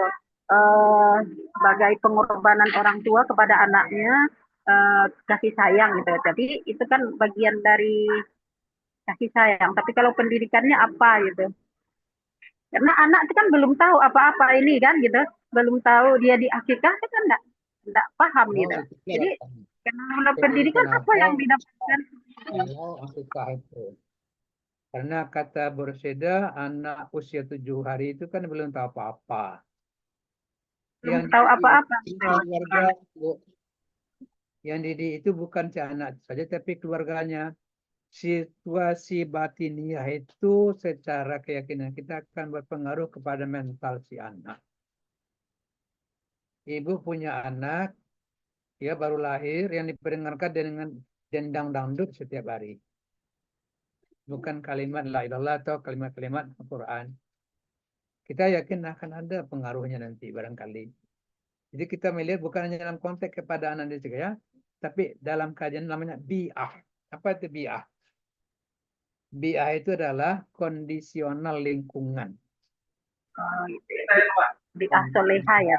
Itu yang insya Allah akan membentuk kepribadian si anak. Secara psikologis, insya Allah akan tertanamkan nilai-nilai spiritualitas dalam batin si anak itu yang diharapkan sesungguhnya. Oke, ya. Nah, baik, itulah pertanyaan yang selanjutnya dari penanggap yang kedua dan yang ketiga. Dari Pak Raki dan Seti, silakan.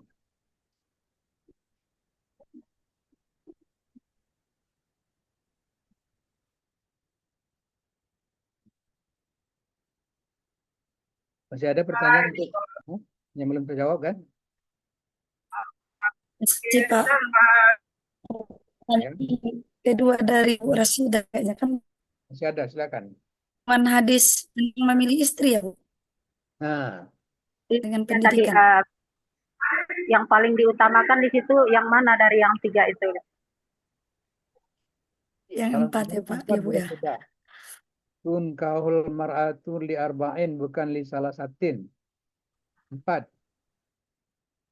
Li jamaliha, walimaliha, walidiniha, fasfar bizatidin. Dipilih oleh seseorang biasanya karena parasnya yang cantik atau karena harta kekayaan keluarganya yang kaya atau karena kedermawanan atau kebangsawanannya, dan yang terakhir karena keagamaan. Pesan Rasul, fasfar bizatidin. Utamakanlah Anda memilih karena pertimbangan keberagamaannya. Nah, pertanyaan Bu Rasida apa? Dilihat dari segi pendidikannya Pak, yang mana yang lebih yang mana yang mengarah lebih ke pendidikan begitu. Nah, intinya kan seorang ibu yang mengarah ke kan pendidik utama dalam keluarga kan gitu. Ini hadis tadi di makalah siapa ini yang dituliskan, yang dikutip? Bu Fitri tadi. Saya Oh, Pak Prof. Silakan Fitri juga kalau gitu.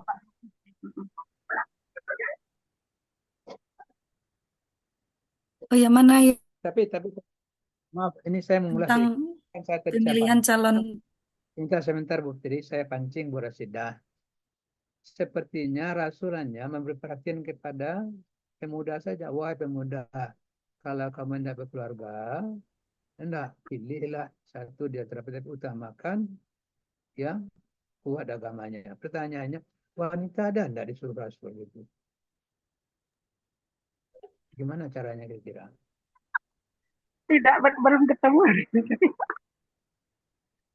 Nah, caranya begitu. Bayangkan Ah, laki-laki saja nanti yang akan menjadi kepala keluarga atau akan menjadi nahoda kapal rumah tangganya, disuruh berhati-hati. Yang sebaik-baiknya adalah yang kuat agamanya. Apalagi seorang wanita, dia akan menerima seorang laki-laki sebagai suami sekaligus akan mengangkatnya sebagai kepala keluarga, akan menjadikannya sebagai nahoda kapalnya nanti. Maka si wanita harus lebih berhati-hati lagi, bukan tidak. Bayangkan, laki-laki nanti dia akan kasarnya bahkan berkuasa di rumah tangganya. Istri disuruh patuh. Nah, itu pun oleh Rasul diperingatkan, pilihlah karena utamanya agama. Nah, apalagi bagi yang perempuan, jangan mudah saja menerima lamaran meskipun dia kaya. Sebab begitu Anda terima ya lamaran si laki-laki, berarti Anda akan sekaligus mengangkatnya sebagai kepala keluarga, sebagai junjungan Islam Minang, sebagai ya kapal, nah, dan seterusnya. Ya, nah, jadi harusnya wanita lebih berhati-hati lagi ketimbang laki-laki. Ya, itu cara pemahamannya. Baik, nah silakanlah kepada Deti lagi. Siapa si Fitri ya? Fitri tadi ya. Fitri yang mengutip hadis ini. Mana yang harus dipilih, Bu? Pertanyaannya ya, Bu Rasidah. Tadi. Itu apa? Apakah memang relevan hadis, maksudnya hadis yang Fitri kutip ini, apakah ada hubungannya juga itu dengan tanggung jawab pendidikan gitu? Kalau menurut saya tadi disuruh memilih itu memang itu kan seorang istri tadi ya, calon istri memang harus lebih berhati-hati kata Pak Prof tadi ya. Jadi Oh ya, di sini saya akan coba menjawab ya. Tanggung itu kan berkaitan tadi hadisnya di tanggung jawab pendidikan keluarga. Jadi sebenarnya tanggung jawab pendidikan anak itu sebenarnya diawali dengan pra sebelum nikah gitu ya. Karena itu menentukan bibitnya gitu. Jadi di situ juga diajarkan tentang pendidikan bagaimana ciri-ciri yang harus kita pilih itu sebagai calon ibu rumah tangga kita nanti, calon ibu dari anak-anak kita gitu. Jadi ada 4 ciri yang diajarkan oleh Rasulullah seperti yang tadi disampaikan.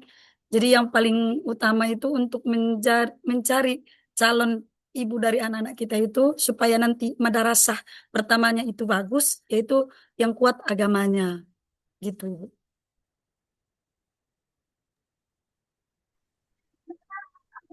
Jadi yang saya tahu memang pendidikan anak itu memang dimulai sebelum dia lahir, udah dimulai dari situ gitu. Pencarian apa namanya itu ya, bibitnya gitu. Kalau seperti itu Bu Rasidah. baik, iya ya. Pak Prof, Nggak tidak dengar suara, terdengar suara nggak Bapak. dengar suaranya Pak Prof.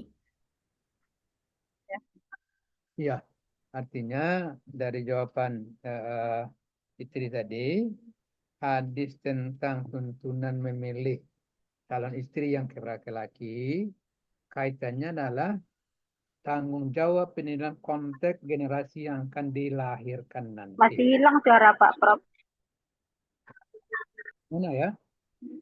Nggak kedengeran? Sudah, Pak. Kedengaran Pak Prof, cuma agak pelan Pak Prof. Volumenya kecil. Ya, ada Kurang jelas Pak Prof. bukan kurang jelas, malah hilang sekarang kadang-kadang ya. Oke lah. Iya, Artinya iya Pak. Iya, Pak. hadis tentang tuntunan Rasulullah kepada pemuda untuk memilih istri, mengutamakan yang taat beragama, itu kaitannya tanggung jawab untuk generasi yang akan lahir belakangan. Kita semua merindukan generasi yang lahir itu justru yang lebih baik daripada kita. Lebih baik bagi untuk kebangsaan. Maka apa? Awalilah tanggung jawab Anda itu dengan memilih wanita yang akan jadikan calon istri. Karena istri itu nanti akan menjadi ibu bagi anak-anakmu. Ya, dari ibu yang salehah, insya Allah akan lahir anak yang saleh dan salehah juga. Tapi kalau keagamaannya ya masih sangat rendah, sangat jauh, apalagi tentu generasi yang akan lahir besar kemungkinan juga akan sulit untuk dapat anak yang saleh dan salehah. Nah, itu kaitannya bagi si pemakalah. Oke. Nah, pertanyaan siapa lagi yang belum terjawab? Sudah semua kayaknya Pak Prof. Sudah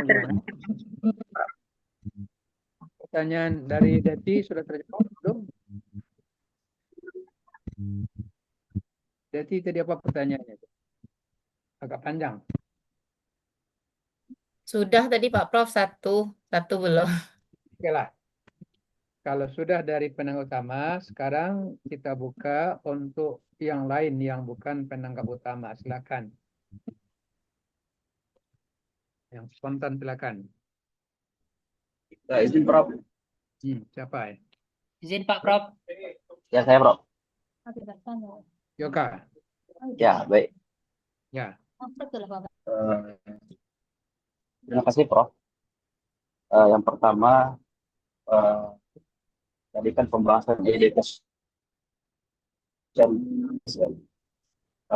Lalu muncul dari pertanyaan di dalam tracking kita, bahwasanya kalau kita berbicara tracking hadis dan sunnah, itu global umumnya itu bicara tentang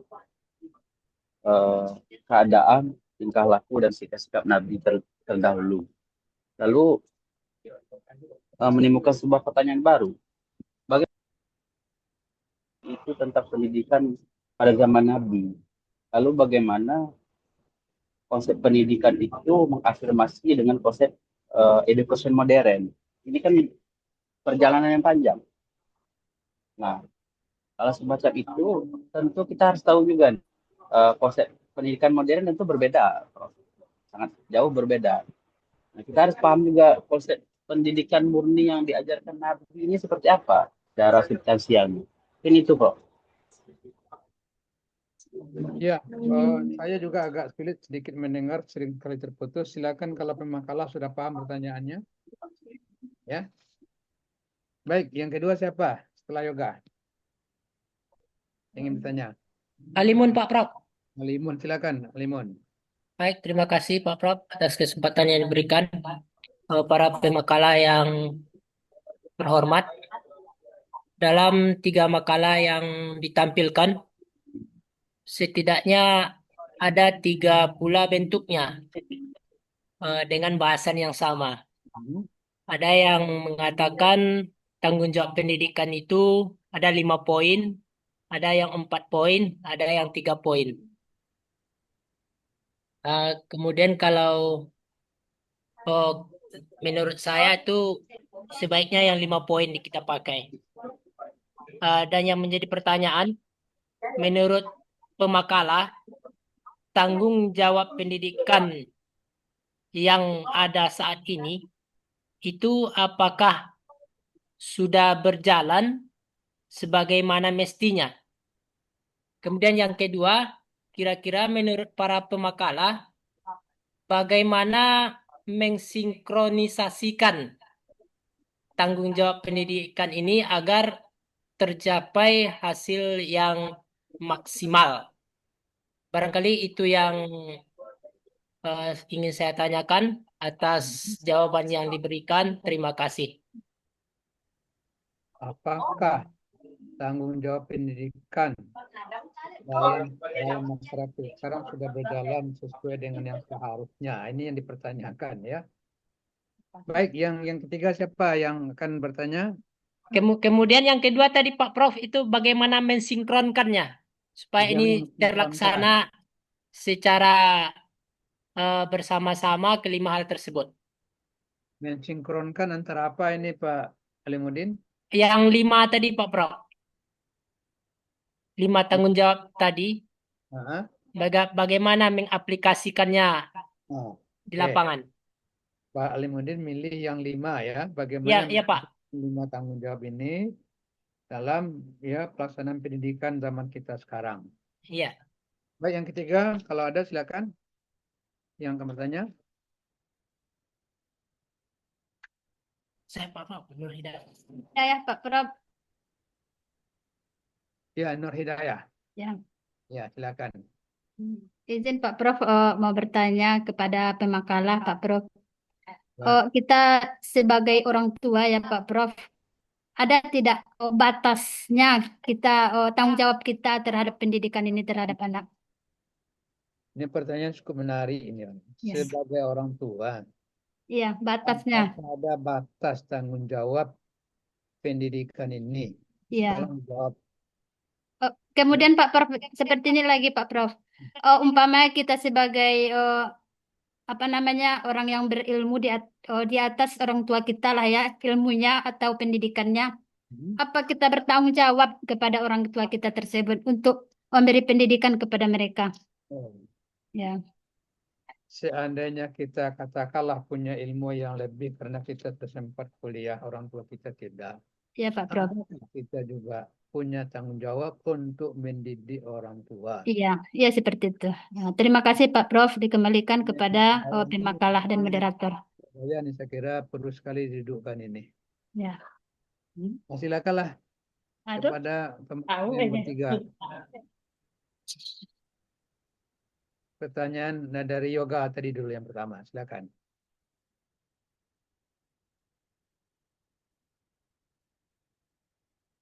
Kalau saya pertanyaan Yoga tadi saya terlempar Pak karena jaringan saya. Iyalah kalau yang jaringannya kurang bagus, yang agak bagus sajalah jaringannya. Yang kurang bagus mendengar aja lah dulu gitu. Silakan Pak Jamal. Dulu saya ulang pertanyaannya Pak. Pak Yoga, saya kurang bisa menyimpulkan pertanyaan Yoga tadi. Tolong diulangkan. Baik. Oke. Kita ini kan Pak berbicara ide Quran and hadis. Sejauh ini kita memahami talqin hadis dan sunnah ini kan secara umum itu perbuatan Nabi, keadaan dan apapun yang terjadi di zaman Rasulullah. Lalu muncul sebuah pertanyaan baru di pikiran saya, bagaimana sih konsep pendidikan yang diajarkan Rasulullah pada waktu itu? Nah, kalau ada pun konsepnya, bagaimana perjalanan konsep yang diajarkan pendidikan itu sejauh ini mengafirmasi pendidikan modern? Tentu secara zaman saja berbeda. Nah, ini jadi pertanyaan, perjalanan panjang konsep pendidikan yang diajarkan Rasulullah dan bagaimana konsep itu mengafirmasi konsep modern, karena bertolak belakang sistem zaman. Itu pertanyaannya Pak. Adakah konsep pendidikan di zaman Rasulullah dan bagaimana ketika kita lihat dalam pelaksanaan dalam sejarah hingga zaman sekarang? Ya, banyak yang tidak sesuai. Betul, mengafirmasi Prof, membenarkan keselarasan konsep itu ke konsep sekarang gitu. Iya, afirmasi keselarasan konsep-konsep pendidikan zaman Nabi dengan masa kita sekarang. Ya. Setelah Pak Jamal, tahu Pak Desra dan Fitri Handayani.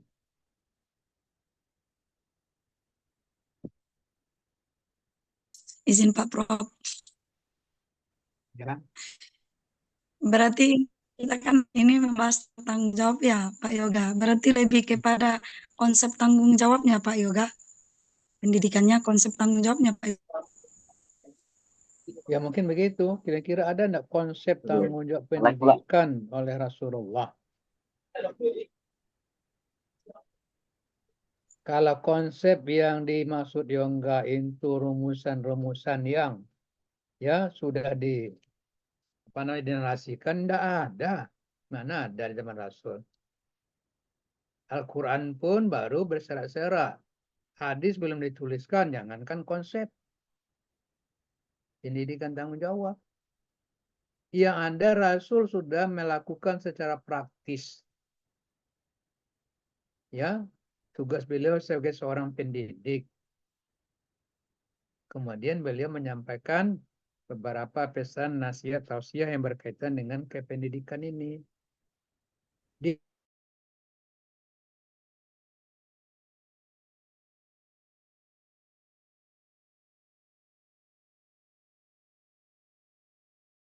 Dari pendidikan. Nah, sekarang kita bicarakan tentang tanggung jawab. Apa saja yang bisa kita gali dari hadis-hadis yang berkaitan dengan pendidikan ini, yang kita sebut sebagai tanggung jawab pendidikan perspektif hadis. Nah, itu kira-kira soalan mendasar kita sekarang. Gimana, siapa yang akan menjawabnya?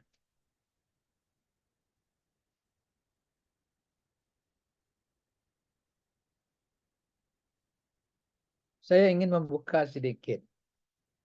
Ya, dalam awal perkuliahan saya pernah mengatakan patut kita memposisikan Muhammad Rasulullah sebagai tokoh revolusioner dalam sejarah pendidikan umat manusia.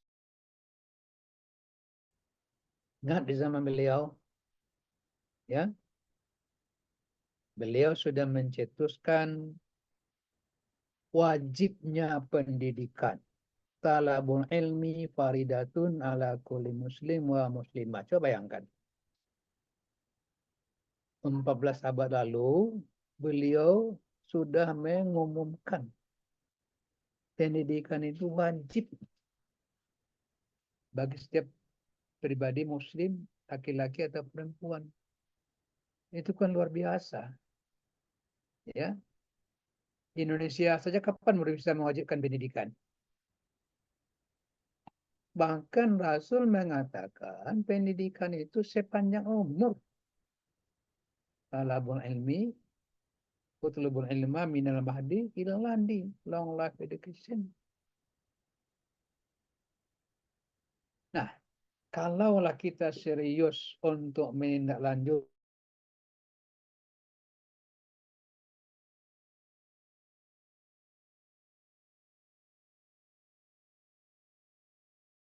yang mengarahkan wajibnya setiap warga negara untuk ya mengikuti atau menikmati pendidikan. Karena itu harusnya. Nah, bandingkan yang sekarang. Sekarang pun pemerintah baru mampu mewajibkan untuk tingkat dasar dan menengah paling-paling. Baru dasar 9 tahun baru. Yang SMA belum lagi. Alangkah jauhnya kita dari ide Rasulullah. Nah, ini yang paling berat menanamkan bagaimana menanam kesadaran ke setiap individu bahwa kita wajib belajar. Itu dikatakan kewajiban.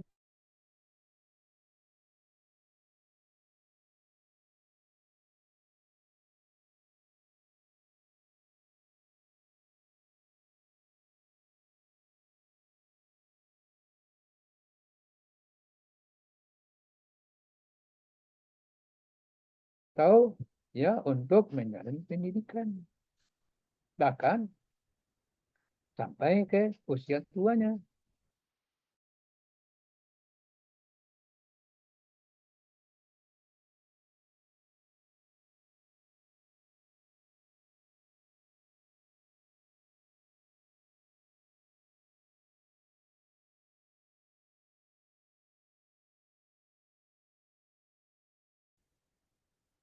Ya,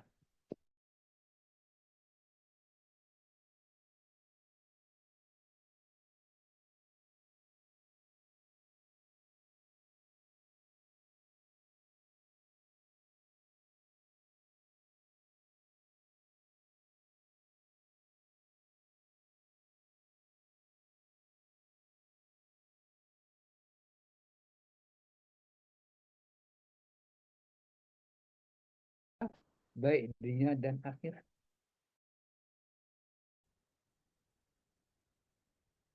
Demikian Rasul akan pesan kepada semua umatnya. Sejarah diwajibkan ilmu. Kenapa Rasul ingin mengantarkan kita umatnya ini supaya kita bisa memperoleh keberuntungan dalam kehidupan ini dan keberuntungan nanti di akhirat. Saya ingin komentari sangat sejalan. Ide cita-cita ideal mengantarkan umat Islam hasanah dunia akhirat itu didukung oleh kebijakan Rasul yang mewajibkan semua kita untuk mengikuti pendidikan talabat ilmi faridatun ala kulli muslim wa muslimah. Kalau kita kaji-kaji, coba saya akan menceritakan, saya cenderung menyimpulkan dalam perspektif hadis semua orang terlibat punya tanggung jawab dalam bidang pendidikan sesuai dengan kapasitasnya masing-masing. Ini yang perlu dipersuai. Ya, kalau kita gali secara mendalam hadis-hadis Rasulullah tentang pendidikan dapat kita katakan ini terkait tanggung jawab ya, bahwa pada dasarnya setiap manusia pendidikan sesuai kapasitasnya masing-masing. Ini yang menjadi ciri kapasitas ini. Ketika dia berfungsi sebagai orang tua, dia punya tanggung jawab pendidikan sesuai kapasitasnya sebagai orang tua. Ketika dia sebagai seorang guru atau sebagai seorang pendidik, dia punya tanggung jawab dan kewajiban pendidikan sesuai dengan kapasitasnya.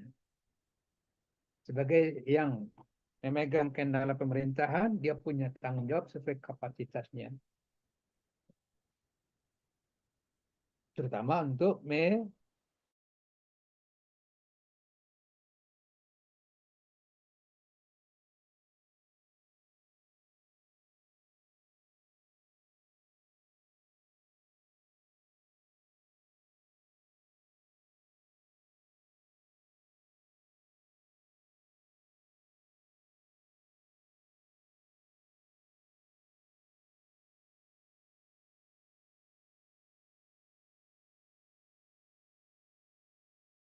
memahami bukan untuk pendidikan, maka sebetulnya tidak perlu lagi kita menyuruh, tapi dia sudah melaksanakan tanggung jawabnya sendiri.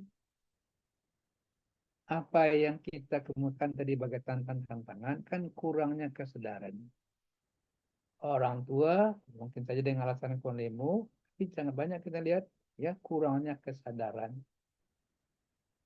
Istilah kita sekarang orang tua itu kalau dulu kan nyinyia untuk anaknya sekolah.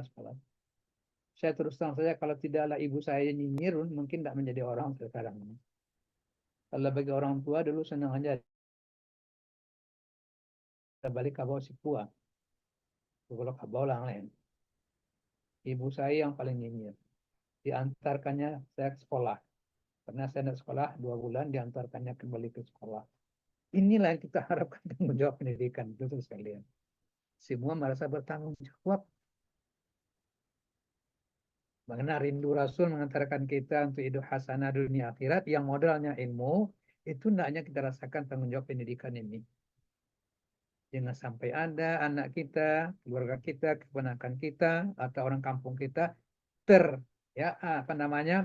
tidak mendapat pendidikan yang selayaknya. Tanggung jawab kita semua.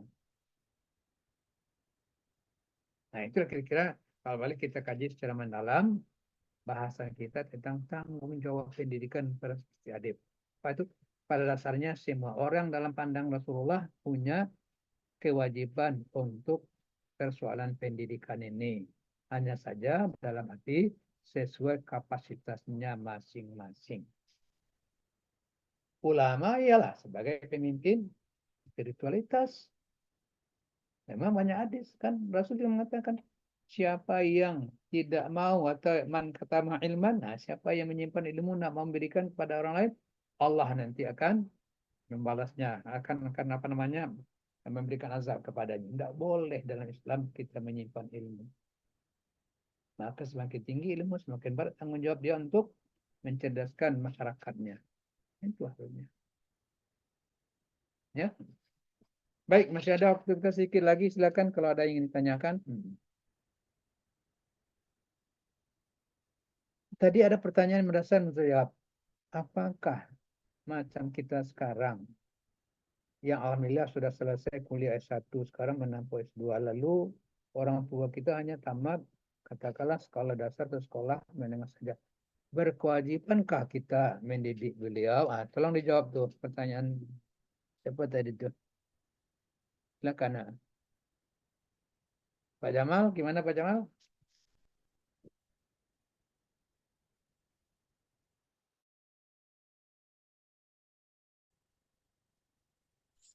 Nah, gimana tuh? Saya, Pak.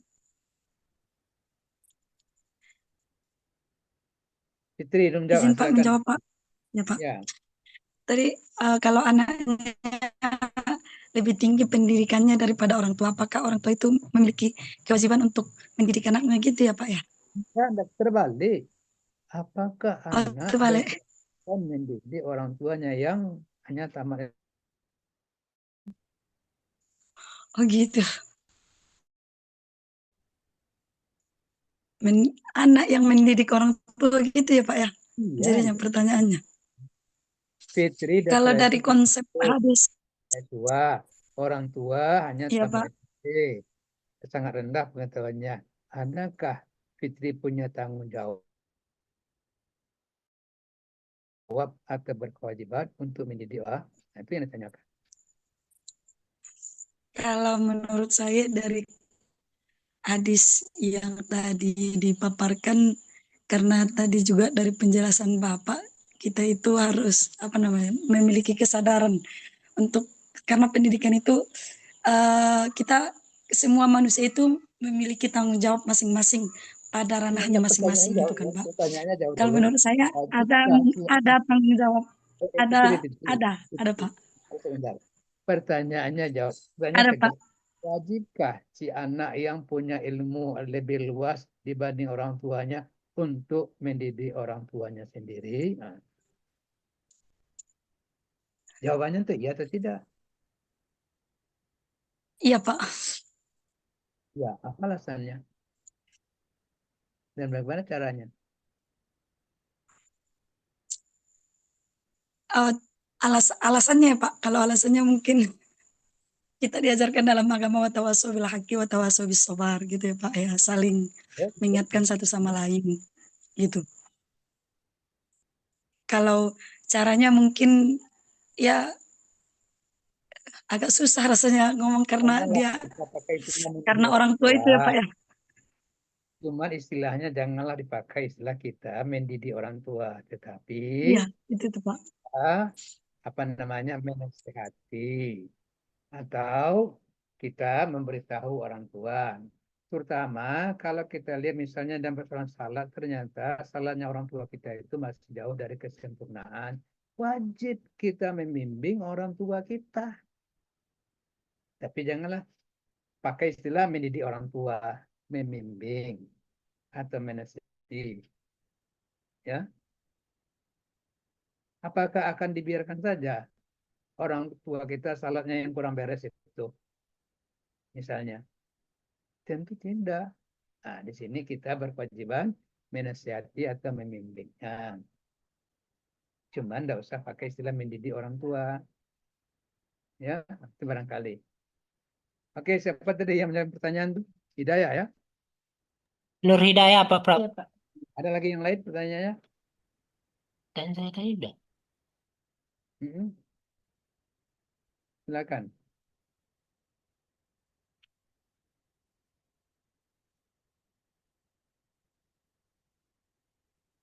Habis, silakan lagi siapa lagi yang ingin bertanya? Ada persoalan apa lagi? Masih ada waktu kita sedikit lagi. Boleh bertanya, Pak Prof?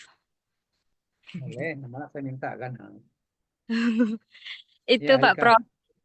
Rita, Pak Prof. Rita ya. Iya. Mengenai tanggung jawab pendidikan kan Pak Prof, tadi pemakalah sudah menyampaikan bahwa tanggung jawab itu kan beban yang diberikan gitu atau yang menjadi yang harus dibebankan kepada Kewajiban. kewajiban yang harus Bersama. dilaksanakan oleh pendidik gitu kan Pak Prof. Jadi sebenarnya eh, beban seperti apa yang diberikan kepada pendidik eh, yang harus dilaksanakan oleh pendidik itu untuk peserta didik gitu Pak. Beban seperti apa sebenarnya ini yang Itu saya berharap pertanyaan ini sebenarnya ini. Apa ya ukurannya ya nanti ya? Beban pendidikan apa sebenarnya yang diberikan iya, Pak. kepada seorang guru sebagai pendidik? Oke lah, itu pertanyaan kepada pemakalah. Silakanlah. Beban seperti apa ya sebenarnya yang diberikan kepada seorang pendidik atau yang harus dijalankan oleh seorang pendidik? Silakan. Izin Pak Prof. Iya, Fitri yang menjawab. Berarti ini yang ditanyakan khusus berarti tanggung jawab pendidik atau guru ya Pak Prof ya. Ya, itu lebihnya pertanyaannya. Beban Yang saya tahu, Fitri. Saya ulang ya, ya, salah jawab. beban seperti Beban apa? seperti apa ya sebenarnya yang harus dijalankan oleh seorang guru sebagai pendidik? Ah, itu pertanyaannya. Ya, beban itu kan berarti yang harus dilaksanakan oleh guru berarti kan Pak? Ya, nah. Iya, jadi beda tahu yang harus dilaksanakan oleh seorang guru atau pendidik itu dalam tanggung jawab pendidikan itu yang pertama kalau kita guru dalam konteksnya formal ya di sekolah itu yang pertama itu sebagai transfer ilmu ya, mentransfer ilmu pengetahuan. Itu yang pertama. Terus yang kedua itu sebagai teladan kepada anak murid kita karena guru itu kan digugu dan ditiru gitu. Jadi itulah beban yang diberikan yang harus dilaksanakan oleh seorang guru gitu. Di samping dia mentransfer ilmu karena memang kalau akhlak ini ataupun adab ini kan kita anak-anak itu lebih mudah meniru dengan apa yang dia lihat daripada kita sampaikan dengan lisan kita gitu. Jadi itulah apa namanya tanggung jawab guru itu yaitu sebagai pentransfer ilmu dan sebagai teladan atau apa namanya itu ya? Ya keteladanan lah Pak gitu. Oke, Desra bisa menambahkan beban seperti apa sesungguhnya yang harus dilaksanakan oleh seorang guru ya dalam arti tanggung jawabnya. Baik, saya akan menambahkan sedikit. Pertanyaannya itu beban apa yang mesti harus ditanggung oleh pendidik untuk peserta didiknya. Yang pertama adalah tentang karakter. Kita sebagai seorang guru itu adalah sebagai contoh yang harus ditiru oleh murid kita. Kemudian yang kedua itu adalah memberikan pencerahan ilmu kepada peserta didik seperti adab, akhlak, dan sebagainya. Mungkin itu tambahan dari saya, Pak. Baik, Pak Jamal terakhir. Nggak ada Pak Jamal lagi. Ya, saya kira jawabannya ya tugas utama seorang guru kan mengantarkan anak didik menjadi orang-orang yang satu pihak bertambah ilmunya, di pihak lain semakin meningkat spiritualitas keagamaannya, dan semakin baik moralitasnya. Mungkin dalam tiga hal itu utamanya. Si guru bertanggung jawab atau bertugas untuk mengantarkan anak didik agar menjadi anak didik yang memiliki pengetahuan yang luas atau bidang intelektualitasnya semakin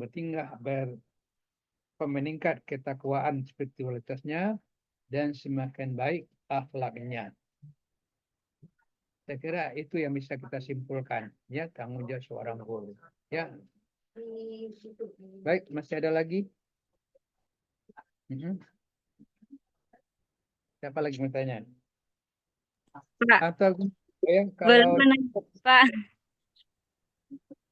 ya, silakan. Berarti Pak, yang kami kan juga peserta didik sekarang nih kan Pak. Iya. Jadi yang kami butuhkan tuh sebenarnya apa tuh gitu kan Pak? Yang kami cari itu sebenarnya apa gitu Pak? Kan sekarang kan saya juga peserta didik nih kan Pak. Kan saya juga seorang guru kan gitu Pak. Jadi satu saya jadi peserta didik, satu lagi saya jadi guru gitu kan Pak. Saya juga punya tanggung jawab terhadap siswa gitu kan Pak. Sekarang saya juga jadi peserta didik. Jadi yang sebenarnya yang saya butuhkan tujuan akhirnya itu apa sebenarnya ya Pak? Nah, makanya tadi saya katakan ada ujungnya sesuai kapasitasnya masing-masing. Ketika Rita sebagai seorang mahasiswa, tugas dan tanggung jawab Anda adalah bagaimana bisa mengikuti perkuliahan dengan sebaik-baiknya. Itu tugas dan tanggung jawab. Sebagai seorang guru, bagaimana bisa Rita tampil untuk memberikan pendidikan terhadap anak didik meliputi pengembangan aspek spiritualitas, intelektualitas, dan moralitasnya. Dan itulah kita jawab. Ketika di rumah tangga, sesuaikanlah posisi. Kita sudah punya keluarga belum? Sudah Pak Prof. Kalau sudah, bagaimana memposisikan sebagai seorang tua dan sebagai istri bagi suami. Nah, itu kunci sesuai kapasitas tadi. Ya, Maka baik saya Pak Prof. katakan, jadi tidak ada seorang manusia pun selama sehat akalnya kecuali dia bertanggung jawab dalam persoalan pendidikan sesuai kapasitasnya masing-masing. Jelas kan? Jelas Pak Prof. Ya, ini yang ingin saya sampaikan untuk minggu depan. Saya tidak bisa jam segini untuk membersamai kuliah. Karena Sabtu depan saya harus menampingi istri berobat ke rumah sakit. Maka usulan saya, bisa enggak kita ganti ke malamnya atau minggu pagi? Silakanlah mana yang... Sepertinya malam Pak Prof. Kalau minggu pagi udah ada perkuliahan. Coba didiskusikan dulu, enggak? Kita coba diskusikan dulu lah Pak Prof. Ya, saya mohon maaf minggu depan jam segini nggak bisa. Karena paling lambat saya jam 10 sudah membawa ibu ke rumah sakit. Dan biasanya sampai sore. Maka usulan saya silakanlah. Apakah malam, Sabtu malam, atau kesempatan lain. Ya, nanti hasil musyawarah tolong disampaikan kepada saya. Baik. Kalau hari Minggunya jam 10.30 juga gimana Pak Prof? Kayaknya Kalau minggu hari depan Minggu kita kosong masuk jam 10.30 Pak Afdal. Enggak, kalau Pak Dr. Ahmad dimajukan ke jam Pak Prof hari ini gitu. Oh. Oh, dibalik ya? Iya Pak. Saya pagi kan ada. Saya masih kuliah pagi. Saya di lokal yang satu lagi pagi. Itu saya majukan kuliahnya dari jam 7.30 sampai 9.30. Lalu saya langsung pulang dan bawa ibu ke rumah sakit. Untuk jam kedua ini saya nggak bisa. Oh iya Pak Prof. Nanti kami informasikan lagi lah Pak Prof. Oke, saya tunggu nanti hasil musyawarahnya. Baik, Ya, kita Pak. tutup untuk hari ini dengan bacakan hamdalah. Alhamdulillahirabbil alamin. Assalamualaikum warahmatullahi wabarakatuh. Waalaikumsalam warahmatullahi wabarakatuh. Terima kasih Terima kasih Pak Pak Prof. Prof. Wassalamualaikum, Prof. Alhamdulillah.